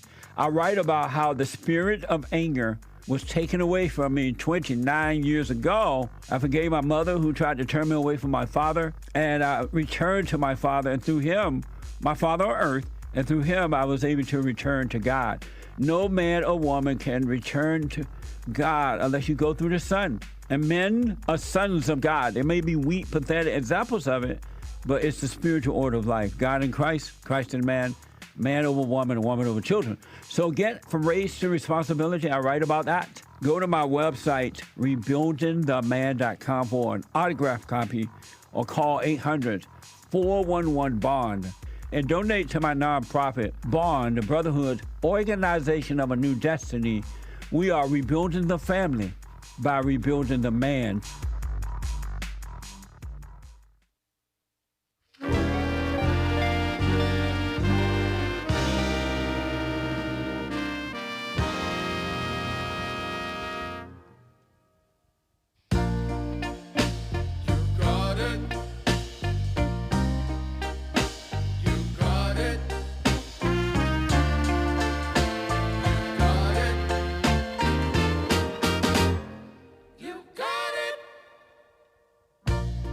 Who's that?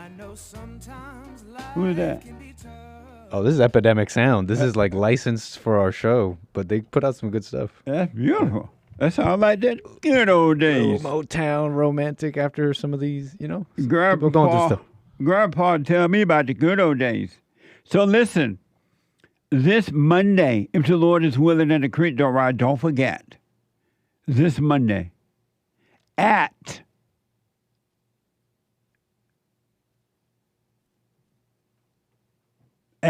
here we go, 2 p.m. Pacific time. Check out PunchieTV.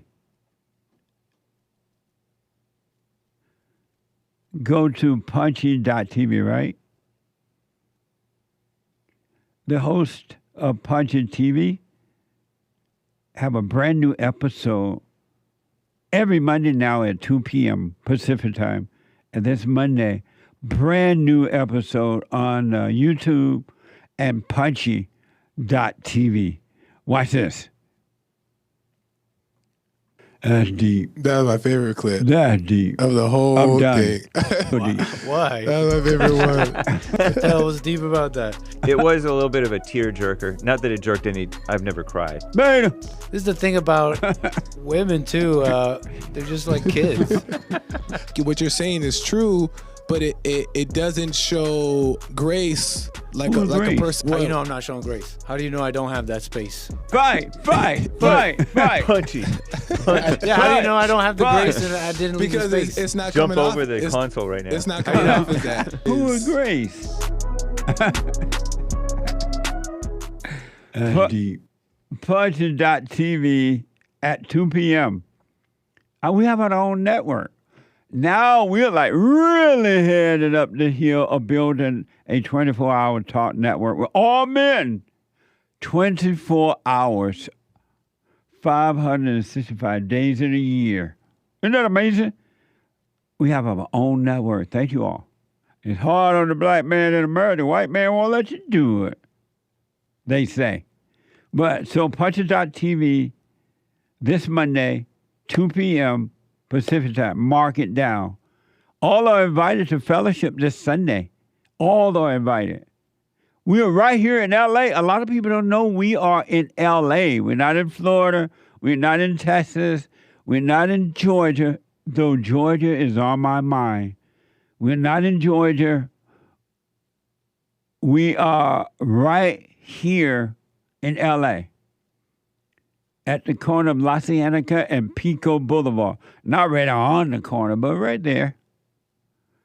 So all are invited. Meeting starts at 11 a.m. Pacific time on Sundays. And doors open at 10:30. We have the men's forum the first Thursday of every month at 7 p.m. And for the ladies, the third Thursday of every month. All right? So we got a lot going on. Go to rebuildingtheman.com. Rebuildingtheman.com. Or call 800-411-BOND. 800-411-TWO. 2663. Let me do the super chats real fast and then I go back to the phone. Super chat. Super chat. 365 days in a year. I got the same old love. Nice. Lizzie Longtoes donated a Rumble rant yesterday. Thank you, Lizzie. The end of the show saying thank you, Jesse. Much love. Thank you, Lizzie. I appreciate it. Thanks for the support.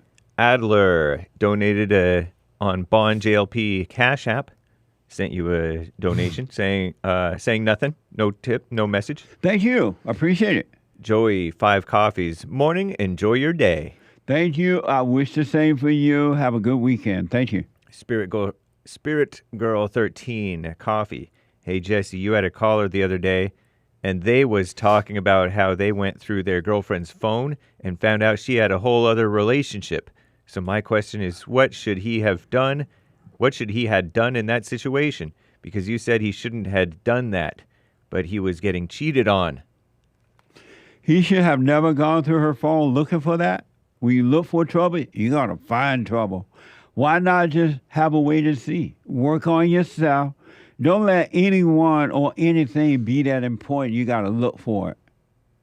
If you got to look through her phone, that means you don't trust her already. And that means you have a problem. Why are you with someone that you don't trust? Without even going through the phone, right? So that means that you have a problem. And the fact that he found this on her phone, it wasn't her fault. It was his fault. He the one went looking. So the problem with her, nobody else is to blame except our parents. They failed us, of course. But nobody else is to blame for your weakness, for what's wrong with you, your fears and your doubts and your jealousies and your envies and your strife and your gossiping and your revenge and your lack of love. And you are responsible for that, and you're to blame. Your fears and your loneliness. It's all inside of you. He should have never gone through her phone, so he got what he deserved. Speaking of the biblical question, amazing. Thank you. And he shouldn't have been sleeping with her anyway. Right. I think she left it on the bed when she went to shower. Anyway, yeah? As I recall, maybe I can't I remember I don't remember. It sounded like a movie. Harry bought a coffee. If a man has no fear or anger, but cried when his dog died, is he a beta? 100% beta. Beta! Any man that cry when an animal die, you know they got issues. It ain't love. It's loveless. They have no love. What the? Amazing. Thank you. Thank you, Harry. Christopher, Jacksonville, Florida, 3 coffees. Transphobic or transgusted? Trans-Pacific. Nice. Thank you. Greenwall with a diamond. Happy birthday, Misty, with a birthday cake and candles. Amazing. Happy birthday, Misty. Kilo Alpha Tango with a diamond. Thank you, by the way. Happy birthday, Misty, says Kilo Alpha Tango as well with a lion, a Who's son. Misty? She's in the chat. Oh. She's in the D-Live crew. Happy birthday, Misty. Misty. That's a song called Misty. Ah. Amazing. Thank you. Jaime from Minnesota bought a coffee. World's a mess, Jesse. Make God great again. Silent Prayer 2024. You can say that again. And it's not going to get better. I got misty eyes. That's the name of the song? I get misty. Yeah. Just holding your hand. No? Nice. Is that the one? That's it. That's for you, Misty. That's for you, Misty. Happy birthday, Misty. Thank you. Harry bought a coffee. Biblical question answer. Do you suffer the consequences of your actions? Yes, we suffer the consequences of our actions. Indirect or unclear consequences are there, even if we don't see them. If we haven't overcome our shortcomings, we just don't realize that we're living in our own hell. What the? Oh, so they didn't respond to the biblical question. Right, because he didn't say he does. He says we do. Right. The biblical question is, do you suffer the consequences of your actions? I noticed that, and I noticed this a lot in the fellowship, so not just with you. I noticed that human beings don't pay attention. Have you noticed that? A little bit? Yes. Yes, I do. Doing it right now. Huh? Hake doing it right now. Oh, the wall going up. Nice shirt. Thank you. It's on the J.C. Lee Peterson, one of the J.C. Lee Peterson stores. Rebuildingtheman.com/stores. The wall going up. Probably the Printify. And so thank you. But I'll respond to the biblical question on Sunday if the Lord is willing and the creek don't rise. Okay. C on C with a coffee. Good morning, Jesse. Good morning. Right now, the economy is so bad, most of the females and the men want to live together so they can save money while shacking up. Amazing. I know that for a lot of people it's rough right now. I hear over and over again, and I've been hearing a lot more lately, that a lot of men, some men are allowing their wives to work because the economy is just so bad, and it's hard for them to survive on one paycheck. Isn't that amazing? But, so you're right, well, you got a chance to vote in November. It's up to y'all. Either you want the same misery that you have, or you want to overcome, at least outwardly have a better situation. You have this chance come November. And let me see who probably is the best for this situation to make it better. Let me check. Tomorrow they will say, Donald Trump rants and raves at the press. I'm not ranting and raving. I'm just telling you, you're dishonest people. Ooh. I was thinking about that quote after Trump's press conference. He had a press conference, and he was yesterday? all yeah, and he was aggressive with the media again. Yeah, and they were basically saying Donald Trump rants and raves. Nice, amazing. Thank you, Sion. Thanks, Sion. She gave another coffee. Good morning, Jesse. Right now the economy is so bad. Oh, well, she gave it twice. Nice. Thank you, Sion. Thank you, Sion. Appreciate that. Stephen from Rotterdam, the Netherlands, bought a coffee. The Netherlands heard around the world by everybody as they mama. How can the black say they mama instead of their? It's stylish. That's not stylish. It says you. Oh, amazing. Thank you. Biblical The Netherlands. Right. Biblical question answer. Do you suffer the consequences of your actions? No, because I'm not what I thought I was. I am not this body, nor am I this mind. I am the awareness that lies behind. The body and mind go through ups and downs, but the awareness is still and whole. Words don't exist there, just like an actor isn't the role he's playing, and just like the road sign saying Los Angeles isn't Los Angeles. He probably didn't say it like that. Your questions are deeper than deep, sir, and the answers never come through the thoughts and words, but through spontaneous insight. But I must remain pithy. Love y'all. Bye. Thank you. And thanks for keeping it pithy. And I'll put my 2 cents in on Sunday. I appreciate it. Thank you. It's debatable how pithy that was, but thank you, Steve. Yeah, that almost went beyond pithy. Vinny D bought 5 coffees. Thanks, JLP. And I have become awake and not woke. Much love to you and the congregation. Hope to visit you all soon. XO kiss hug. Thank you. I'm wide awake.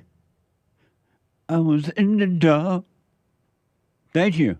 And thank you, guys. I do believe that is all for now. Amazing. Thank you all so much. I do appreciate it. And by the way, Happy Man History Month. August is Men History Month. And August will always be Men History Month. Let me go to BRANDI out of Hawaii. BRANDI, welcome to the show. You're on the air. Morning, Jesse. Hey, BRANDI. Hey, I'm calling because I find it fascinating that every biblical question you have, something will happen that week that will, make it come to pass, or something will happen that week that I'll be like, oh my gosh, it matches up with the question of the week. Amazing. Isn't that amazing? It is. Every week. What? God talks to me through your biblical questions. God is trying to tell you something. God is trying to tell you something. Remember that song, Hake? No, but it sounds good. It's from that movie where you so hoppo. Oh. I have never beat me. Can I get an amen? Amen. I've seen very limited number of black movies. I watched that movie. I don't remember it. There was a point where this woman, this black woman, she had a preacher father. Her father was a preacher, but she was like a slut. And so I guess her father threw her out because she was a slut, like a slut. And then he didn't have anything to do with her. And at some point, her life changed, I guess. And she went back walking down the road toward the church where her father were. And she was singing this song, God is trying to tell you something, meaning that she has changed, I guess. And it was the scene in the movie where they were walking down the road toward the church. You don't remember that? It's the color I actually purple? do remember that now. See there? Right. I remember that now. Now. But anyway, thank you. Hey, Jesse. Yep. So I just found out my husband's cousin is dying from drinking herself to death. And then I look at the biblical question and I'm like, wow, that is so weird. And she's only a little bit older than me. She's like 43. Well, I wish her well. Yeah. I just thought it was so amazing how your question like matched up with it. Well, one thing for sure, they are life issue questions. That's for sure. Every time. Yeah. Every time. Even the Have You Seen God one, I was driving home from work and a pig hit my car. And last time that happened, it totaled my car because they're so big. And this time it hit my tire and bounced away and nothing happened. And I'm like, I think I just saw God. and why don't you take the pig home and barbecue it? I actually did mention that. I'm like, let's go back and get it. Amazing. Nice. But so, I just want to let you know that. That's amazing, right? Right on. And good to hear from you, Brandi. Call me again. Thanks for calling. Thank you. Love you guys. Love you too. Thank you. Emmanuel out of Canada. There's a line open, 888-77 Jesse. Emmanuel, welcome to the show. You're on the air. And I'm in the rain. It's raining. Boy, can you hear me? I can't. It's it's pouring. Amazing. Yeah, I can hear you though. Go ahead. That's good. That's good. So, you guys got me inspired when you were talking about the not you earlier because, man, I'm still really struggling with that because I totally understand what you're saying. Okay, the spirit is the not you, as far as I can see and understand. Right? That's the spirit of God within us. And why do you say the spirit is not you? Because it is like the energy that keeps me alive that is separate from all my ego stories and narratives about who I am. Right? Are you saying, so you're saying the energy is you? Yeah, that's the real me, the energy. How do you know that? I don't know for 100% sure, Jesse, but I have a really good feeling. But if you don't know for sure, why are you calling that you? Well, because I guess I have an analytical mind, and I'm trying to figure out what you mean by the not you. I understand. So, a brother of mine, he had this tendency to just get me back to who I really am. So I would call him, or he would call me and ask me what's going on in my life, and I'd start, spilling all my problems on him, poor guy. Anyways, he would just kind of look at me and nod his head. And like the way he did it was almost just like, I know everything that you're telling me is just a bunch of, you know what? It doesn't matter, because he would look right through me, right to the real me. So let me ask you this because of time. So do you know who you are at this point? No, I have ideas, but I don't truly know. And I feel like that's a process and a kind of a journey. And how will you ever know who you are if you hold on to ideas? That's a deep question, man. I don't know how to answer that. But I'll tell you what. I can tell you this in advance, and hopefully you'll see it for yourself. You will never, ever, ever, ever, ever, ever, ever, ever know who you are. You will never know who Christ is. You will never know who God is. You will never know the Spirit of God, Holy Spirit. You will never know anything as long as you have ideas. So how do you get rid of those? Because they seem to be there a lot. So what now? How do you get rid of ideas? Because they seem to be constantly there. You know, it's like, I feel like it's part of human nature to try to figure things out. Well, you know? And you're right about human nature, because human nature is evil. There is no good in human beings, only evil. You cannot find one iota of an ounce of good in human nature. I have trouble with that statement, because that means that you're basically admitting that you're evil. The human nature is evil. Okay. All human beings' natures are evil, and that's why you need a brand new nature. The Father God will give you a brand new nature, which is His nature. Up until that, everybody you know, everybody you ever will know, it doesn't matter how many degrees they have or don't have. It doesn't matter how much money they have or don't have. It doesn't matter what color they are or not. It doesn't matter how fat, tall, skinny, where they live.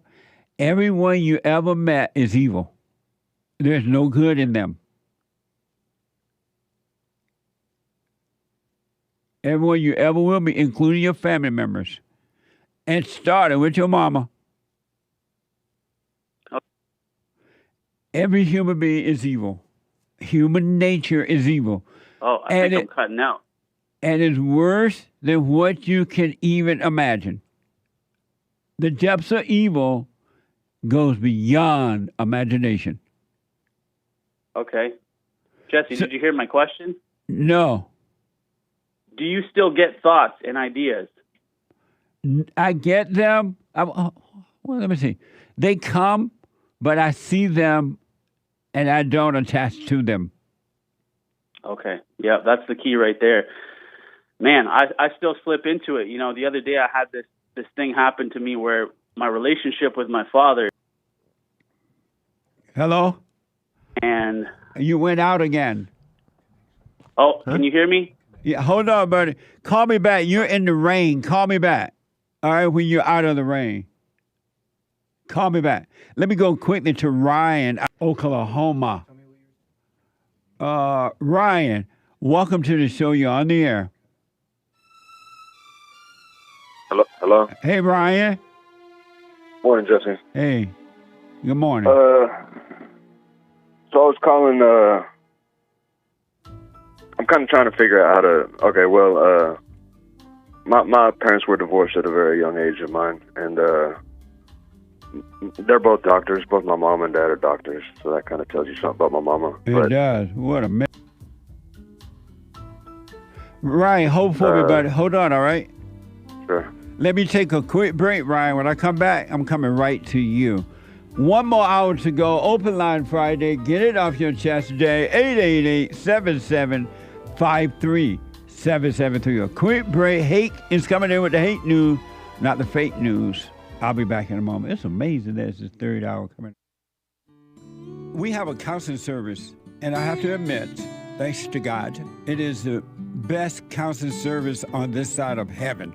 I counsel with men and women, families, individuals around the world. Most people are unhappy, they're miserable, they have rough lives, they're depressed, suicidal, young and old, of all races. I understand, I know why, and I do understand it. Because exactly what's happening in me is happening with everybody outside of me, inside of them. And I've noticed that with those who really, really, really want to understand, they overcome it just like that, out of one counseling session.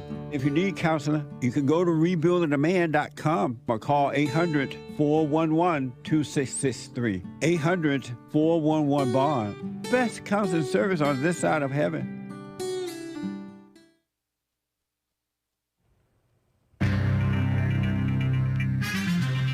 A whole lot of mess going on in the world. This is the end of hour 2 already of Express Yourself Friday, Get It Off Your Chest Day. Friday, August 9th, AD 2024, the year of our Lord. Stay tuned for hour 3. Last hour of the Jesse Lee Peterson Show is coming right up. The lines are full, guys. JLP will be right back to your calls. Hang tight, callers and listeners. But first, Hake News, not fake news. After the Jesse Lee Peterson Show, you can catch thehakereport.com. That's my show, Monday through Friday, 9 a.m. to 11 a.m. Pacific Time. That is 11 to 1 Central, 12 to 2 p.m. Eastern Time. Join me there. You can call into the same number if you'd like to talk to Hake. And then no Joel Friday TV today, but we have the Fallen State with that boomer couple. Should be kind of interesting. A couple of doctors themselves, I think. Kind of interesting. And JLP enjoys talking to boomers, so you should enjoy the show.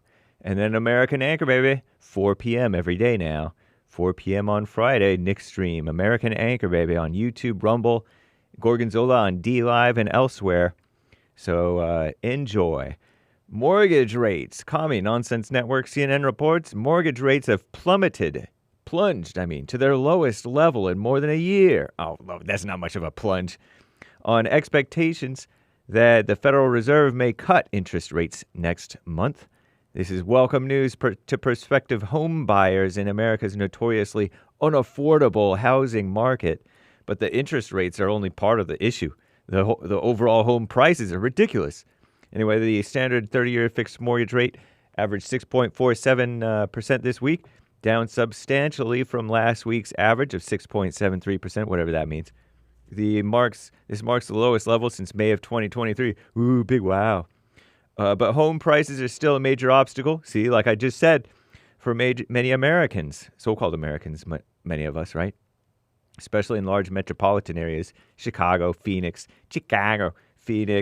Washington, and Anaheim, California, have joined New York, Los Angeles, Atlanta, and Boston as cities where total home values top $1 trillion, according to a report released Thursday from Redfin. Ever heard of them?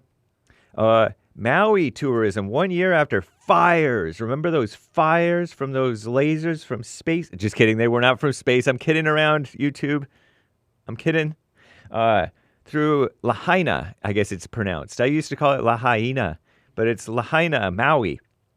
Fires tore through it a year ago. Officials on the island are urging visitors, come back, and be part of the recovery as residents and businesses continue to struggle economically.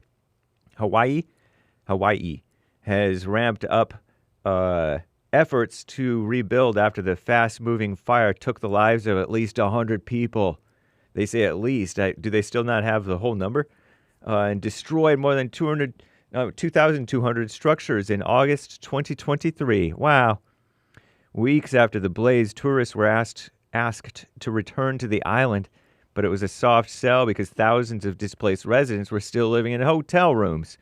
The Hawaii tourism, something like that, authority has now begun to re-stress the importance of welcoming and encouraging visitors. A lot of the locals don't like visitors, but that's how they get their money. The heck? What a mess.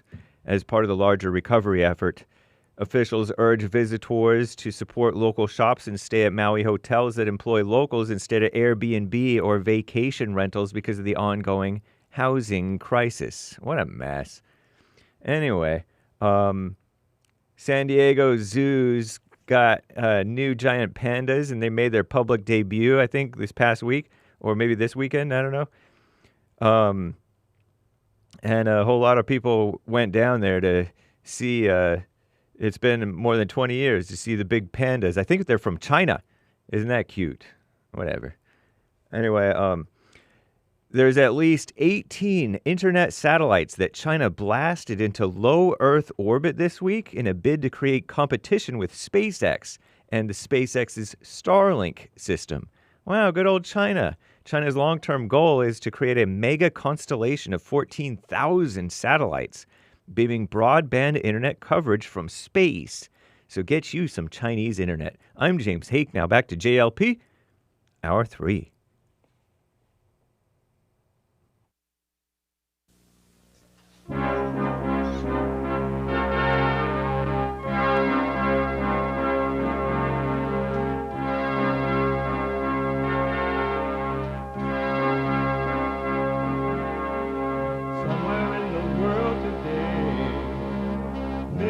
to stand up strong, face the truth about themselves, to understand what went wrong. I know we can find a way.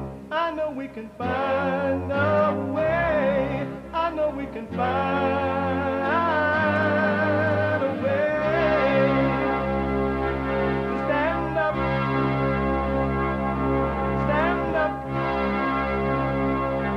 stand up.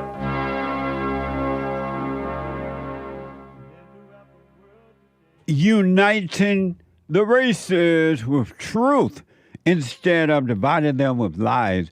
We're also rebuilding the family by rebuilding the man. I am Jesse Lee Peterson. Good morning. Welcome to the third hour of the show already. There's one line open. Someone want to jump in at 888-7753. 773-888-77 And my biblical question for this week: do you suffer the consequences of your actions? Do you suffer the consequences of your actions? And if you're out and about, you can podcast all of the shows, but you can also be listening live as well, no matter what you're doing and where you are and who you are. You can be listening live, working out, laying at the beach, making breakfast, lunch, and dinner, beating your husband, or whatever you're doing, by calling the listen line on TalkStream Live on your iPhone or iPad at 605-615-4131. 605-615-4131. And to donate and have your comments read out loud, go to Buy Me a Coffee. BuyMeACoffee.com/JLP Talk. BuyMeACoffee.com/JLP Talk. Or Bond JLP Cash App. It's Friday. Every Friday, get it off your chest Friday. Every Friday is Express Yourself Friday. Express yourself.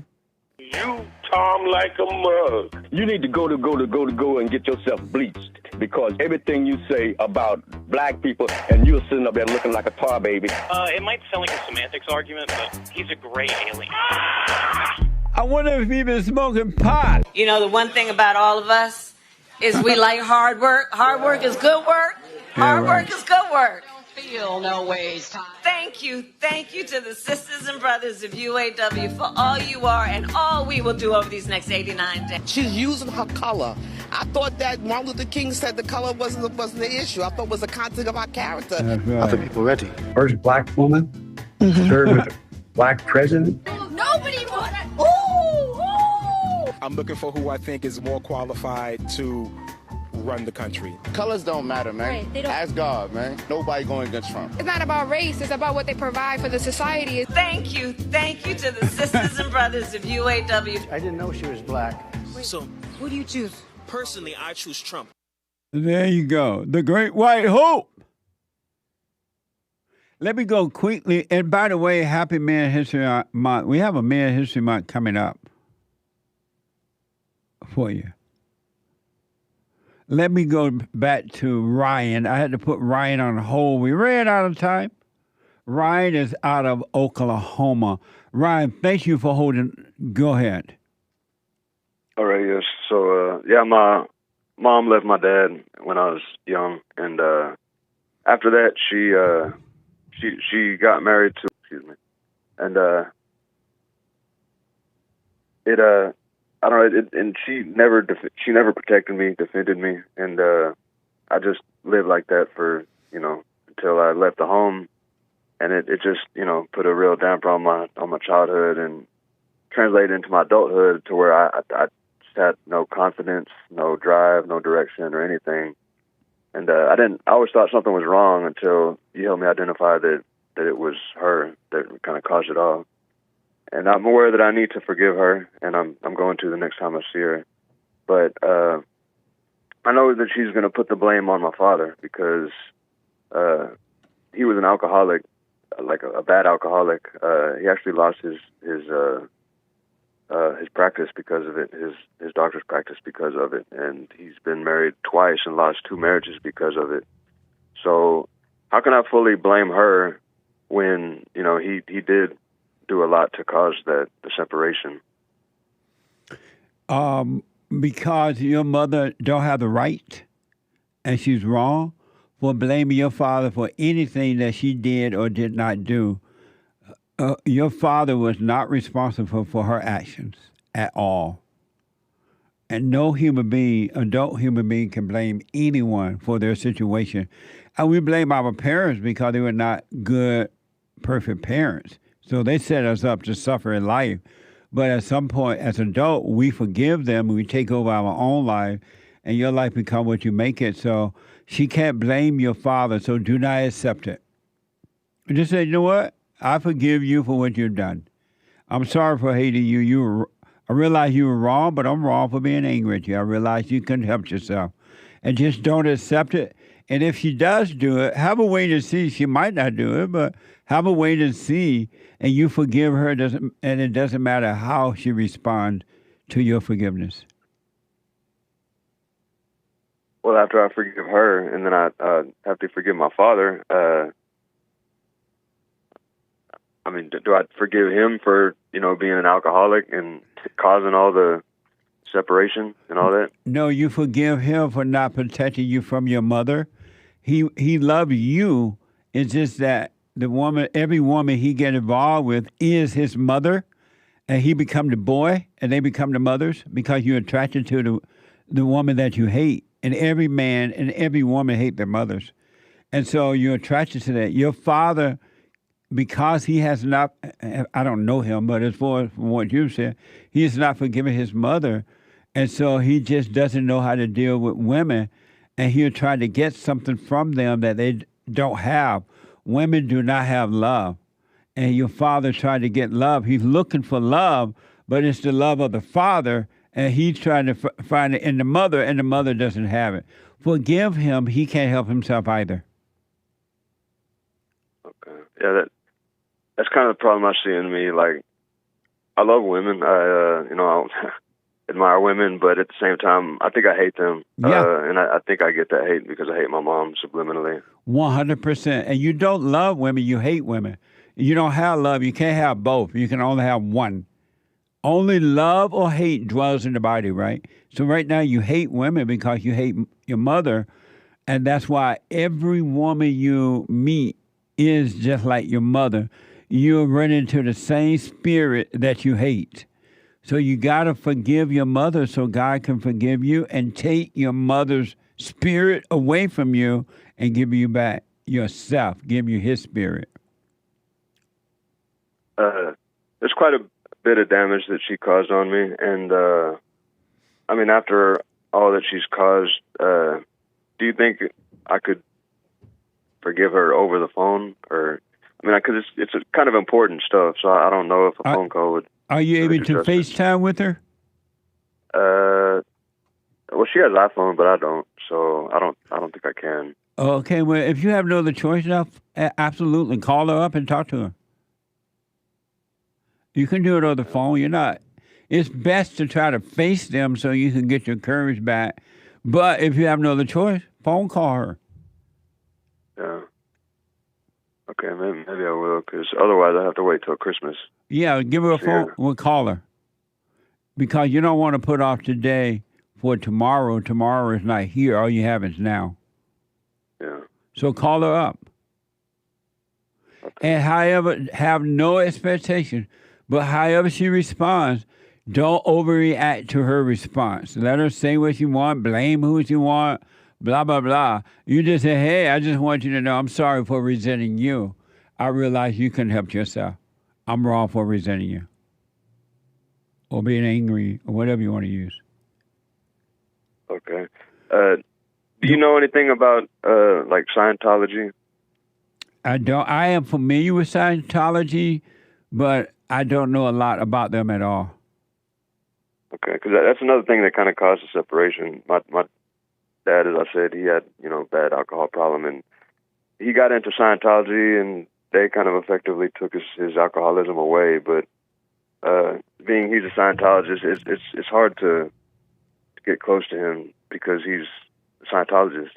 I'm dealing with a Scientologist first. I'm a father second. Well, you don't need to try to get close to him. You just need to forgive him, and the Father, God, will give you back perfect peace. And if you're around your father, your physical father, fine. If you're not, fine. You don't need him. You need to forgive him. You don't need him. Okay, that's understood. And I also want you to know that when you truly forgive your parents, realizing that just as you can't help yourself, they can help themselves. It's the same thing. You forgive them, God will forgive you, and your spirit will your body is already healed, and your spirit will heal. You're having spiritual problem. The pain is in the spirit, it's not in the physical. And that will heal if you forgive. Okay. All right. Well, I think you answered my question, Jesse. I thank you for your help. Are you doing the silent prayer? Not daily, but I try to. Not twice a day, but I do try to. Why not do it every morning, every night, and practice being aware during the day? Why not do it that way? Well, I'll tell you why I don't do it in the morning. Is because if I listen to your show, how can I do the silent prayer while I'm listening to your show, Well, when you listen to my show, you are in silent prayer. Okay, well. Oh, you're paying attention. In that sense, I guess I do it every day, but I'll work harder on it. Right, and practice being present, Ryan. Practice staying out of your head and just being in the present instead of thinking about yesterday or tomorrow or the future or the past. They don't exist at all. If you practice being present, there's no way that you cannot overcome all traumas.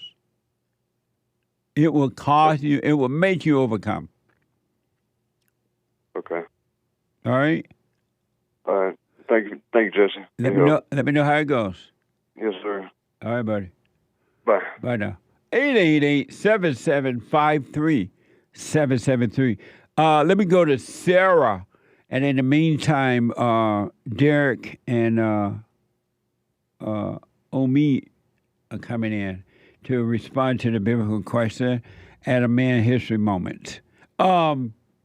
Sarah, out of North Carolina, welcome to the show, Sarah. Good morning, Jesse. I'm kind of torn because between two lovers, feeling like a fool. Well, I'm kind of seeing Trump morph into a candidate that is increasingly trying to appeal to feminists and leftists, and I don't like it. I don't know what you mean. You don't know what I mean, that Trump is now trying to appeal to women by conceding on the abortion issue, saying that abortions under 8 weeks is reasonable, and he gave his exceptions.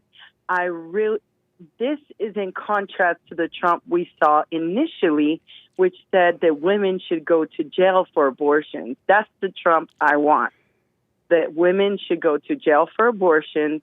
And instead we have a new Trump that I feel like is appealing to feminist voters. I mean, with this whole in vitro fertilization, that's conception of a baby, and they get to throw away the ones they don't want. But Sarah, Trump has always been pro-abortion.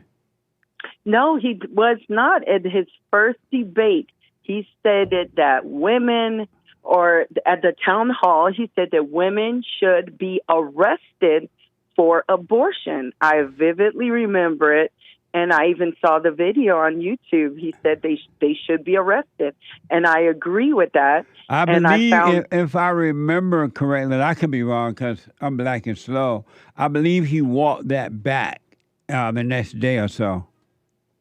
And I don't. Well, that was. Do you remember that?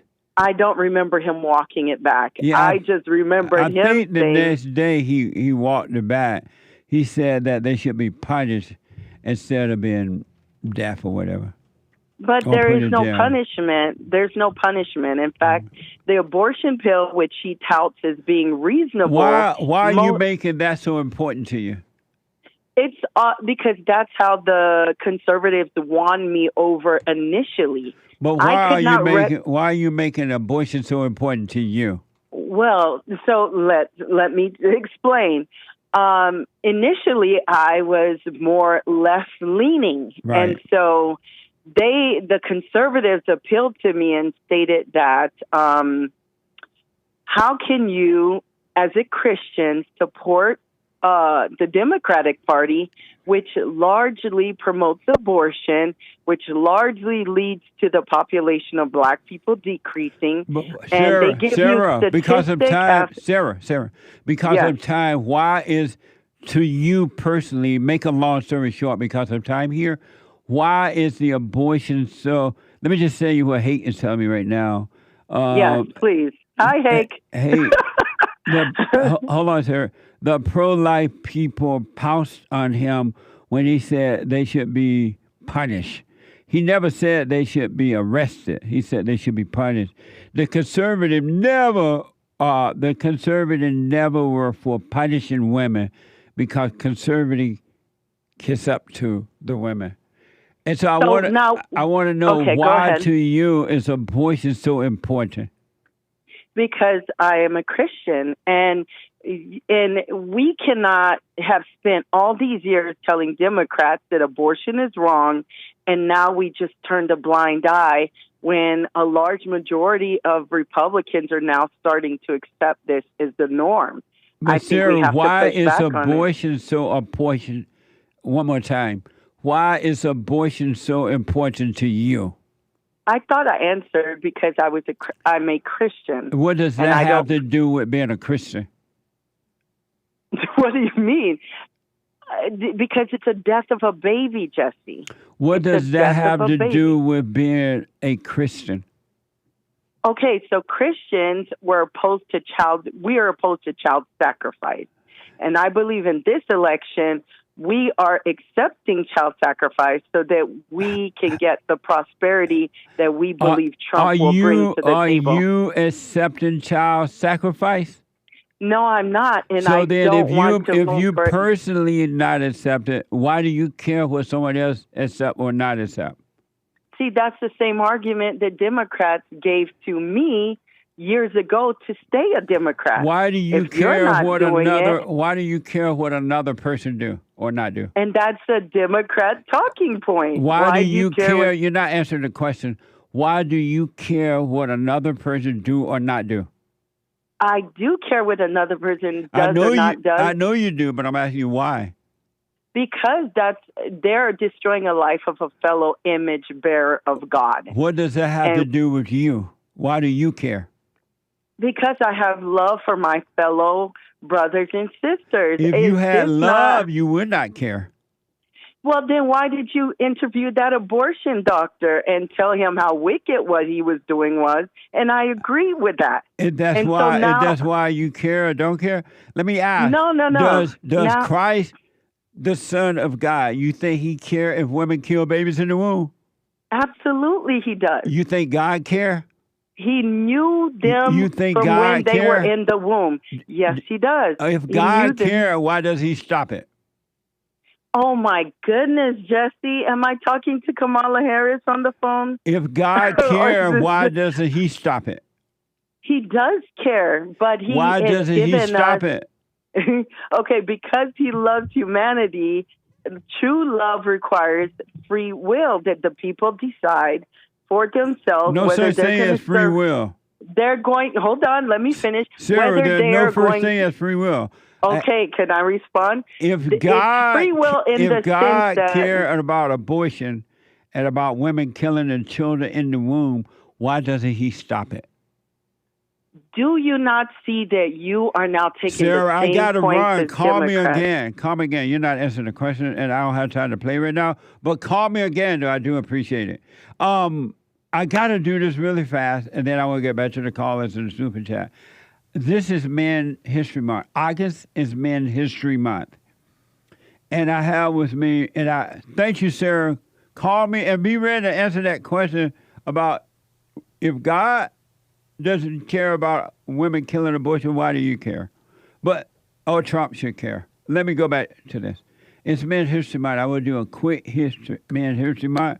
And so I have with me my producer, Derrick, and also my PR guy, Omeed.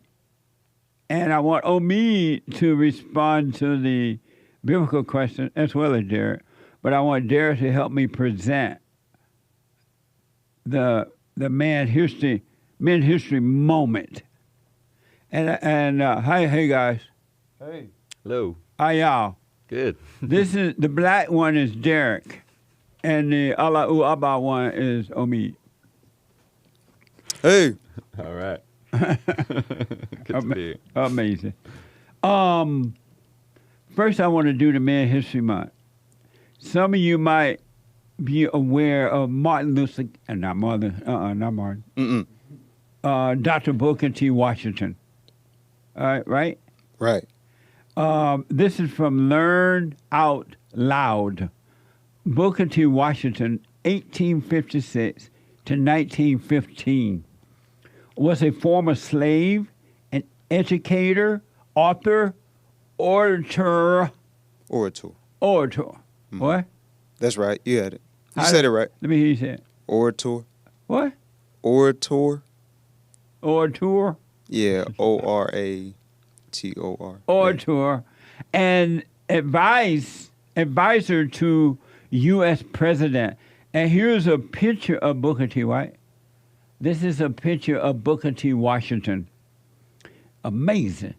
He was an amazing man. He really, really was. He was black. He was born enslaved, but he didn't hate. He hated no one. He had no anger. Isn't that amazing?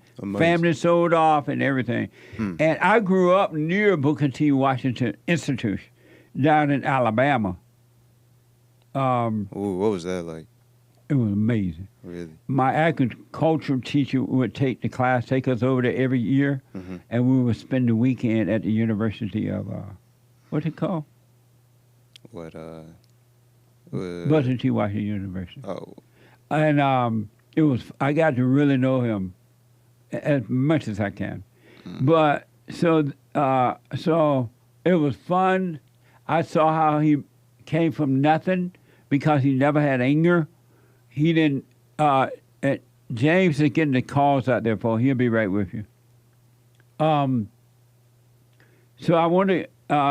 This is more from Lean Out Loud. This is from his most famous book, Up From Slavery. I highly, highly, highly recommend that everybody and their mama, doesn't matter what color or anything, read Up From Slavery. Booker T's one of his most famous books, Up From Slavery, 1901, and his most famous speech, the Atlanta Exposition Address. Here's a soundbite from the book. Start at the bottom of life, not at the top. Watch this. Ignorant and inexperienced, it is not strange that in the first years of our new life we began at the top instead of at the bottom. That a seat in Congress or the state legislature was more sought than real estate or industrial skill. That the political convention of stump speaking had more attraction than starting a dairy farm or truck garden. To those of my race who depend on bettering their condition in a foreign land or underestimate the importance of cultivating friendly relations with the southern white man, who is their next-door neighbor, I would say, cast down your bucket where you are. Cast it down in making friends in every manly way of the people of all races by whom we are surrounded. Cast it down in agriculture, mechanics, and commerce, in domestic service, and in the professions. When it comes to business, pure and simple, it is in the South that the Negro is given a man's chance in the commercial world. In the great leap from slavery to freedom, we may overlook the fact that the masses of us are to live by the productions of our hands, and fail to keep in mind that we shall prosper in proportion as we learn to dignify and glorify common labor and put brains and skill into the common occupations of life. No race can prosper till it learns that there is as much dignity in tilling a field as in writing a poem. It is at the bottom of life we must begin, and not at the top. Nor should we permit our grievances to overshadow our opportunities. Amazing. What do you think about? What do you say to that, Derrick? It's deep. I feel like today, a lot of black people, they want to be entertainers. They go straight to the entertainment field, sports. How come you sound like Ben Carson? Ben Carson. Yeah. You scared to speak up? Your mama used to beat you? Nah, it's kind of weird with the headphones on. I can't really hear myself, but you cannot this is hear good. yourself? Yeah, I can hear myself good, but it's You just can take kind them off because you're not going to be taking calls, so you take them off. Oh, okay. And we only need it when you take calls. Oh, cool. Okay, go ahead. But honestly, Booker T, he was I feel like today we could use a lot of Booker T's teachings. Yeah. And the blacks could learn a lot. I know for myself being black, I'm learning a lot, so I know for sure the blacks can learn a lot. Amazing. What do you think about that with Booker T so far? You know, I picked up this book and I'm loving it so far. Are you reading it now? I'm listening to it. Oh, right on. It's an amazing book. It's amazing, yeah. And it goes against everything I grew up hearing, which is just teaching us how to be all up in our heads and supposedly creative. And the crazy thing to me is all these jobs are now kind of disappearing with AI.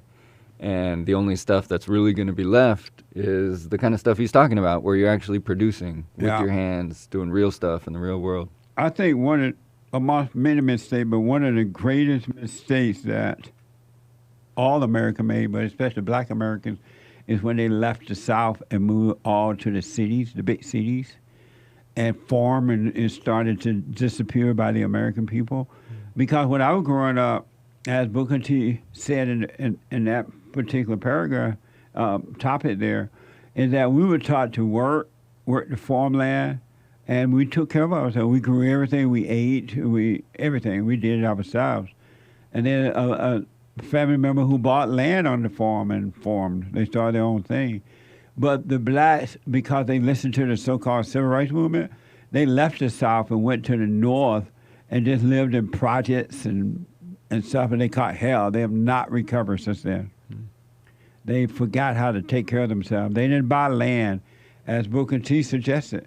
We were taught to buy property, to buy land, and men should buy their own homes before they get married and bring the woman into his world instead of going into hers. That was literally taught growing up.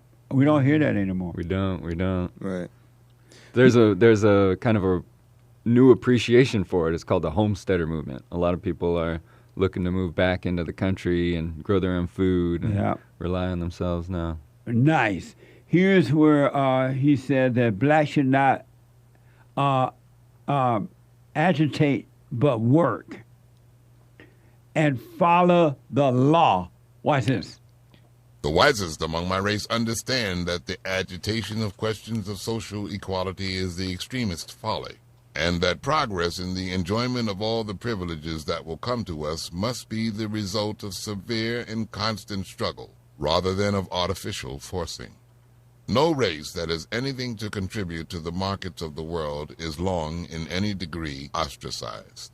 The opportunity to earn $1 in a factory just now is worth infinitely more than the opportunity to spend $1 in an opera house.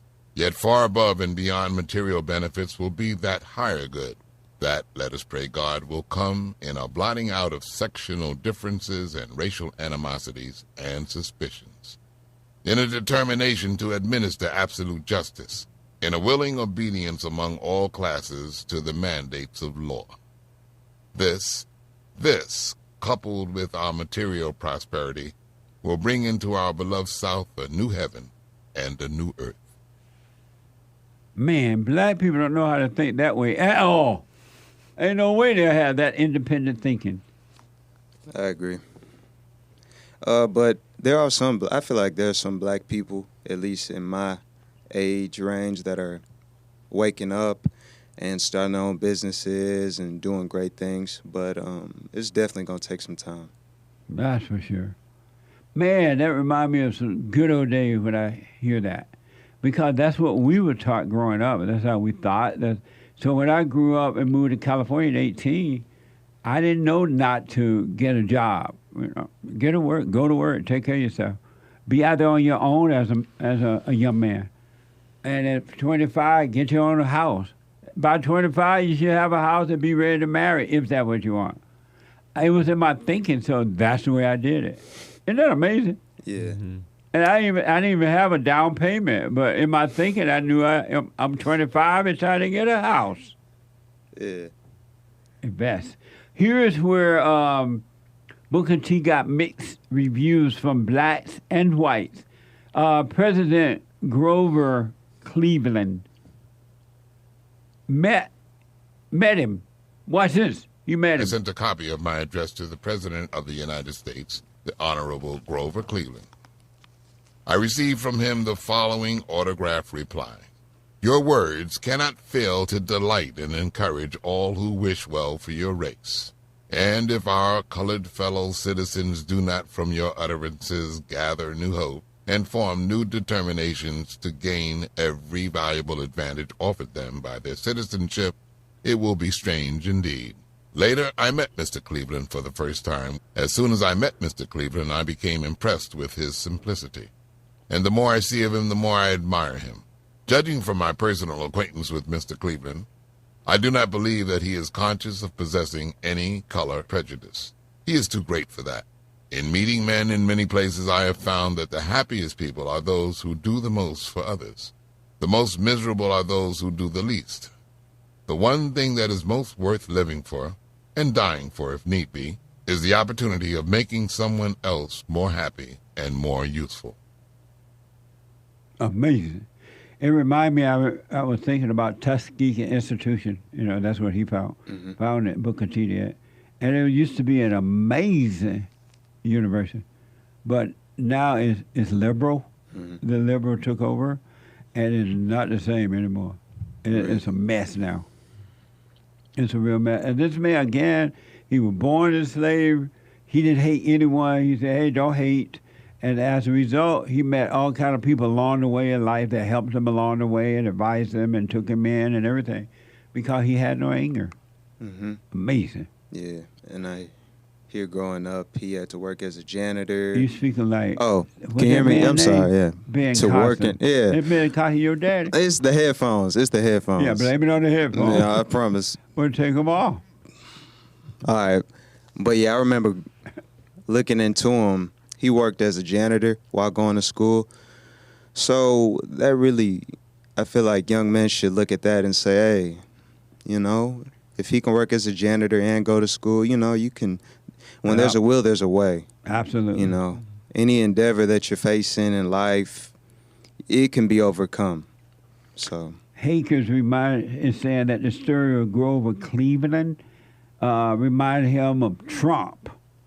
And I want you all to know that this was back in this book was written back in 1901. And he gave a speech. The speech was from 1895. The speech was from 1895. And the black people, so-called black leaders today, will tell you that white and black people didn't get along. It was slavery. It was bad. It was that. And look, it's not true. I'm telling you, it's not true. You've been lied to. This man hooked up with the president in the 1800s. But the black people want you to say that, oh, black people just had it bad. They're lying to you. They're truly lying to you. And last but not least, colored people wished he would push for rights. They wanted Booker T to push for rights. They had liberals back then too, I guess.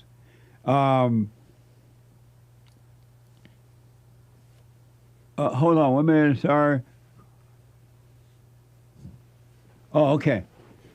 The colored people wish he would push for rights. Watch this. The colored people in the colored newspapers at first seemed to be greatly pleased with the character of my Atlanta address, as well as with its reception. But after the first burst of enthusiasm began to die away, and the colored people began reading the speech in cold type, some of them seemed to feel that they had been hypnotized. They seemed to feel that I had been too liberal in my remarks toward the Southern whites, and that I had not spoken out strongly enough for what they termed the rights of the race. For a while there was a reaction, so far as a certain element of my own race was concerned. But later these reactionary ones seemed to have been won over to my way of believing and acting. Grandpa, tell me about the good old thing, good old time. I highly recommend, and the colored people that he was referring to in those days were people like W.E.B. Du Bois. And W.E.B. Du Bois was an evil man. He was, he hated America. He moved to Africa somewhere. After a while, he was so ticked. He moved to Africa and denounced his citizenship, American citizenship, so he was a mess. And so it was those kind of people that did not like Booker T, because Booker T. Washington was a conservative man. He believed in what was right. And W.E.B. Du Bois was a sellout. He was evil. He hated America. Yeah, this really hit hard in Uncle Tom too. When I was watching it, because I watched it a few weeks ago, but it really hit hard in that movie when you were discussing it. Nice. Check out Uncle Tom too, by the way, if you really, really want to know what's really happening and what's going on. So thank you, guys. Let me ask really fast. I'll start with you first, Omeed. Omeed is my PR guy. Omeed, do you suffer the consequences of your actions? I think my intellect wants to tell me everything's cause and effect and I'm in control. So yes, but the more I watch it, the more I feel like I'm just like a leaf floating down a stream, bouncing around. And so do you suffer the consequences of your actions? I guess that's a no. I'm sorry? I guess that's a no. You do not suffer the consequences of your actions? I think not. I think I'm not really in control, and there isn't really a me, so I don't really suffer the consequences of my actions in that regard. So in your response to the biblical question, do you suffer the consequences of your actions? You say no? Yeah, I do say no. Why I don't know. Because this one's hard. This is the hardest biblical question I've seen. So what? This is the hardest one I've seen. I just spin when I'm thinking about it. I bounce back and forth. I don't know.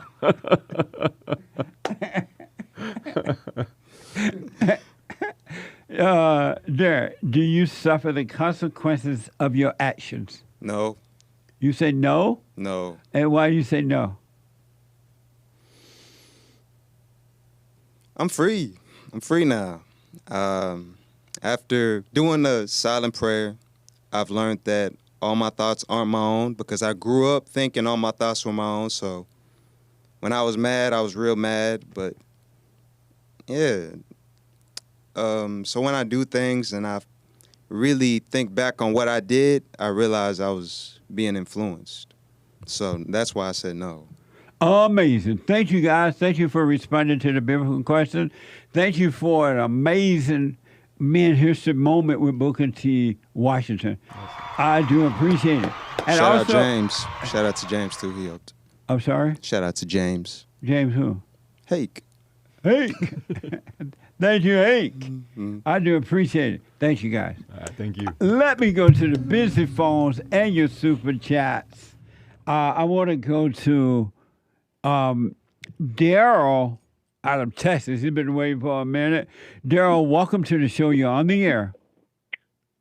Hey, Jesse, how you doing? All is well, sir. Okay, so just a little background. I'm a music producer, so I just make the instrumentals for people to rap and sing and stuff on. Yes. And after becoming a Christian, I find myself confused on if I should continue making the type of music that I make. Now, mind you, my beats are just beats.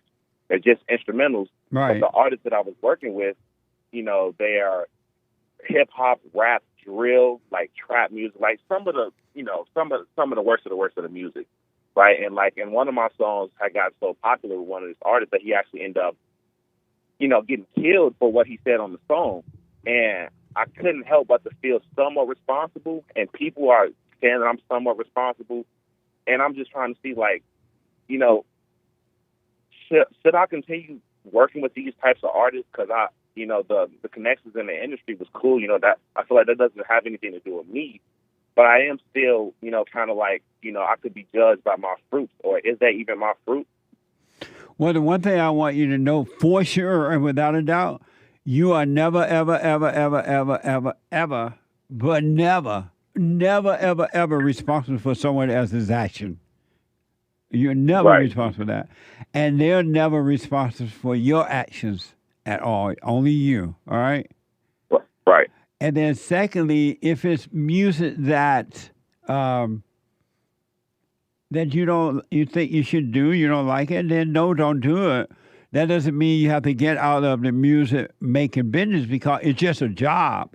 Just see it as a job. Don't get a sense of identity from it. And because on the earth, you've been given a talent to make money so you can function on earth in your living body while living here. It's a way to make money, to buy food. That's what I thought. Yeah, to buy food, to keep a roof over your head, to function on the earth. But don't do it as a sense of identity. It's not who you are. It's just what you do to make a living. Right, and that's how I've been moving anyway, because, I'm from Chicago, and the Chicago street politics is really what led to that happening. I made it a point to let people know that I'm not in that. I'm simply just make music. I just make beats. That's what I said. Right. I just make beats. Yeah. And you're not responsible for somebody else's reaction or whatever happened to them. They are responsible for their life, and whoever attacked them or whatever, those people are responsible. You're not responsible. Right, that's definitely reassuring. It reminds me of those parents who send their children to the public schools, and then when the schools cut off the children's body parts, they blame it on the teachers rather than themselves, because they didn't have to send their children to the school. They did it because they didn't love the children. They sent them off to school. So you can't blame the teacher. You have to blame the parents. Right, makes sense. Thank you, Darrell. Yeah, no problem. Thank you. All right, buddy. 888-7753-773. Let me go to Aaron out of Maryland. Aaron, welcome to the show. You're on the air. Hey, Jesse, how are you? All is well. How are you? I'm doing pretty good. Caught me on a lunch break right now. Nice. Yes, sir. I was calling to answer the biblical question. Do you suffer the consequence of your actions? No. And why do you say can no? I discuss it a little bit? What? Oh, okay. I say no because there's no me. There's two parts of the question that I agree with you is so deep. You ask, do you? And then you say your actions, which it can't be, because there is no me. How do you know there is no you? Because I can only be present. I can only be right here, right now. How do you know, though, that there is no you?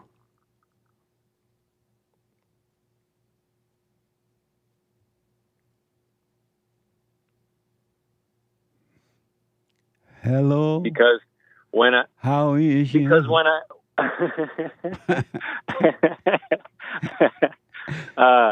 because when I stop listening and trusting my thoughts, there's nothing. There's just nothing. There's nothing there. It just things that happen, things that have to be taken care of, and just a sequence of motions. There's no good or bad action. There's just things that be, and you existing in that moment. Amazing. I want to respond so badly that I can, but I good. can't. Could I ask you? I can't because of the time right now, and I have to wait until Sunday before I can put my 2 cents in. Thank you, though. I understand. Can I ask you one more question? Yes, sir. Yeah, I was feeling this recently. I was watching myself recently, and it seems like excitement is an evil feeling. What do you mean by that? Like if something's coming up, something from before that I would look at as a good thing, if it's about to happen, I get excited about it, and I realize that it's like a violent feeling. It feels like violent, like I'm getting all excited inside, you know? So you're saying that a good feeling about something that happened or will happen makes you feel violent? It feels like a violent feeling, like I can't contain the excitement, which it seems like that's not a good thing. Well, you know what? Can you call me next week? Because I don't quite understand. I'll call you. Yeah. And then I'll be able to respond. I'm in a rush right now, and I don't want to just throw out something there. That's cool. Thank you anyway. Call me back on it next week, and I appreciate you responding to the biblical questions. All right. All right. Thank you. 888-7753-773. Super chat. Super chats. Over on buymeacoffee.com/the JLP talk. I almost said the Hake report. Elizabeth bought a coffee saying, "Hola, Jesse." Instead of saying, "Hola, sí, señor," say, "Hola, que lo que, dímelo." Blessing to you and your team. Amazing. What is que lo que, dímelo? What the what? Tell me it. Tell me what it means so I can say it. What the? No, I just translated it. What? I just translated for you. I thought you were asking her too what it means. What does it mean? Right? Doesn't it mean what the what? Tell me it. And Nick is giving me the thumbs up. It means what? What the what? Tell me it. And how do you say it? Que lo que? Dímelo. Que lo que? Leave me alone. Nice. Perfect. Thank you. Spirit Girl 13. Que lo que? Leave me alone. Spirit Girl 13 bought a coffee. Biblical question. Do you suffer the consequences of your actions? She says, no, I'm done dealing with my mind. I realize that it's the mind that starts the problem and then goes through the play of consequences. Well said. Even when I do so-called wrong, deep down I know that I'm really innocent. I don't walk around saying that, but I know I wasn't alone. I don't walk around saying that, but I know I wasn't alone in doing the wrong. Amazing. Thank you for responding. I'll put my 2 cents in on Sunday. I appreciate that. Thank you. Fazul, 3 coffees. Love Jesse and crew. Friendly reminder, guys. If a woman is driving you crazy, just remember, you gave her the keys. Peace. I saw a guy riding in a car with a woman the other day. He was sitting in the woman's seat on the passenger part and letting her drive. I looked over the arm and said, "Berta! Berta!" Amazing. Thank you. Kid Combo 1 with a diamond. Hey there, lonely girl. Happy 50th birthday, Misty. With a soup emoji. Hey there, lonely girl. Or spaghetti emoji. Lonely girl. Let me show my heart to you. Remember that song? Pardon me for interrupting. Very nice. Hey there, lonely girl, my only girl. Amazing. Thank you. You heard that song before? It sounds familiar. It's nice. Hey, you Nick? No, never. Joel, you heard it. You black. Go ahead. Army Ann with a diamond. Happy birthday. Birthday cake with candles. Misty. Have an amazing day. Joy, I heard it before. Happy birthday, Misty. We said it before. Happy birthday. The D-Live crew loves Misty. Evidently. They're probably the only ones. No, I'm kidding, Misty. Oh. Sorry, shouldn't laugh. Anyway, Joey Joe bought a coffee. Yeah. Joey Joe bought a coffee. I suffer the consequences of my actions when I don't do the silent prayer day and night. I suffer and die. Boom. Explosion emoji. Mic drop. Microphone emoji. Our response to the biblical question. Thank you. Oh, yeah. I'll put my 2 cents in on Sunday. Thank you. Another coffee from Spirit Girl 13. I want to mention that this is how I used to love my hell to the point where I called it a friend, but no one was there. Now I'm tired and I see it in all its different disguises. Satan does run deep. However, I'm ready. Silent prayer is unstable for me right now, but I'm still doing without complaining. Amazing. Stay with it. Stay with it. Stay with it. I want you all, those that want to, I want you to really pay attention to yourself so you can see what's inside of others. It's going to blow your mind. It really, really will. To see the depths of human heart and how wicked and evil human beings are. You've been lied to. There's no good in human beings. You can't find it, even if you dug a well down there. You cannot find good in human beings.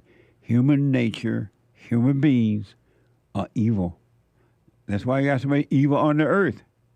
Because human beings are evil. The earth is not evil, but the human beings are. Human beings are evil. Starting with your own family member. Thank you. A Rumble rant I almost missed from Nick LeBoy. Thank you for the Rumble rant, Nick LeBoy. It says, morning. I always chuckle when people say they didn't think it could get this bad, as if evil has its limitations. Maybe it's from seeking God that I'm able to see the evil that's to come from bad decisions. Right on. Amazing. Thank you. Amazing. Yeah. And one more Rumble rant at least. Jacob Frazier says, a coffee. Good morning, fellas. I wanted to buy a Men's History Month t-shirt, but wasn't sure who is in the image on the front. Tell us about it. I also wanted to say thanks for constantly reminding us to stay with it, stay with it, stay with it. Forgiveness is a gift, and we can carry it with us whenever the anger comes up and remember the love of our Father. It's amazing. Let me know about the image, and I'll go buy a shirt. Thanks, the image guys. is Booker T. Washington, the founder of Tuskegee Institute, and the author of Up From Slavery, an amazing black conservative. Really, from the good old days when boys were boys and men were men. You're going to love it. Oh, and we're opening the treasure chest because we didn't have that break, so we're opening the treasure chest now, guys. On D-Live. Yeah, we just did a feature on Booker T. Washington, and he's featured on that shirt. Yes, that's who's on the Man History Month t-shirt. Yeah. And thank you, guys. Oh, shout out to the top contributors on D-Live, Kid Combo 1.0, Army, and Kilo Alpha Tango Greenwall, and the rest of the supporters. Thank you, guys and gals, and shout out to Misty. And I do believe that is all for now. Amazing. Thank you. Absolutely amazing. Man, time is gone. What a sad way to live. 3 hours gone already. So the Hake report is coming up now. The Hake, Hake report.com from 9 to 11. And then at 12 noon today, a brand new episode of the FallenState.tv. I talked with Dr. Michael and Barbara Grossman. They've been married for 50 years. They wrote a book together titled Ageless Love. The sexy science of falling in love forever. The sexy science of falling in love forever. You know how to do that, right? Hey? Yes. Fall in love forever. Mm-hmm. The sexy science. Yeah. Well, maybe I'll have to listen to your boomers. You don't want to miss that at 12 noon. And then at 4 p.m., the American Anchor Baby. The American Anchor Baby. at 4 p.m. And thank you all so much for your super chats and your support, your donations. I do appreciate it. Sunday, all invited to our fellowship. If you're in LA, we are in LA. If you're in LA, come on down, surrounding areas of the world, or from around the world. We literally have people coming in from around the world to Sunday meetings. And also, at 4 p.m., Sunday meetings is at doors open at 10:30. The meetings start at 11 a.m. Pacific time, 2 p.m. Eastern time. RebuildingTheMan.com/church. RebuildingTheMan.com/church for all. And go to RebuildingTheMan.com or call 800-411-BOND. 800-411-2663 to make a donation. I do appreciate it. We got to keep it going. To the callers, Ryan out of California, Tony from Pennsylvania. Somebody just hung up, a first-time caller. And the rest, I am totally out of time. I don't know what happened to the 3 hours. What the? What's that Mexican way I can say that? Que lo que? Dímelo. Que lo que? Dímela. Nice. Que lo que? Dímela. Hola, que lo que? Dímelo. Hola, que lo que? Dímela. I am so out of time, folks. Get on that straight and narrow path. You can't save anybody. You can't take anyone with you. You cannot help another person. Stop it. And keep your eyes on the prize. Keep it on yourself. And endure until the end. Don't give up. Stay with it. And when you've done all you can do to stay some more. Stay with it. Really. There's an amazing prize. You don't want to miss it. And you can have perfect peace right here on earth. If anyone tells you that you can't, you run away from that person or those people. They're lying to you. They are your enemy. Anyone tell you that anger is good, that Jesus was angry, you run away from that person or those people. They are evil. They have no love. I am out of time. Have a good weekend. I'll see you on Sunday. The Hake Report is coming up now. And don't miss the American Anchor Baby at 4 p.m.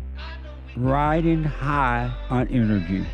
Natural energy given to him by God. Bye, y'all. Thank y'all so much.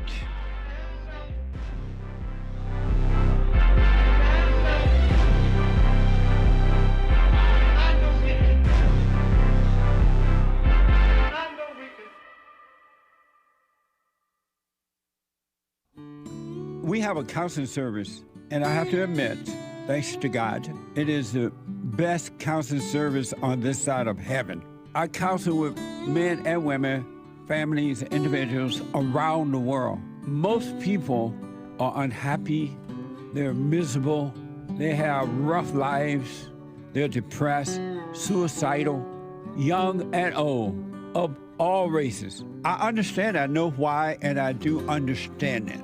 Because exactly what's happening in me is happening with everybody outside of me, inside of them. And I've noticed that with those who really want to understand, they overcome it just like that, out of one counseling session. If you need counseling, you can go to rebuildingtheman.com or call 800-411-2663. 800-411-BOND. Best counseling service on this side of heaven. So I asked the question, are you better than a child molester? I've discovered over the 30 years of counseling, the one thing that's missing,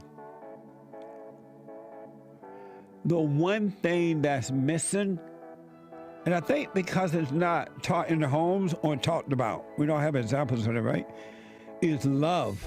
Our theme this year is to bring back Christianity, to love God with all our heart, soul, and might, our neighbor as ourselves, and to endure. And when you're in a fallen state, people will judge the molester but think they're better than the molester. And I ask, well, why do you think you're better? When I realized it doesn't matter what you think about yourself or how much you have or don't have or how you accomplish things in life or don't. If you have no love, you have nothing.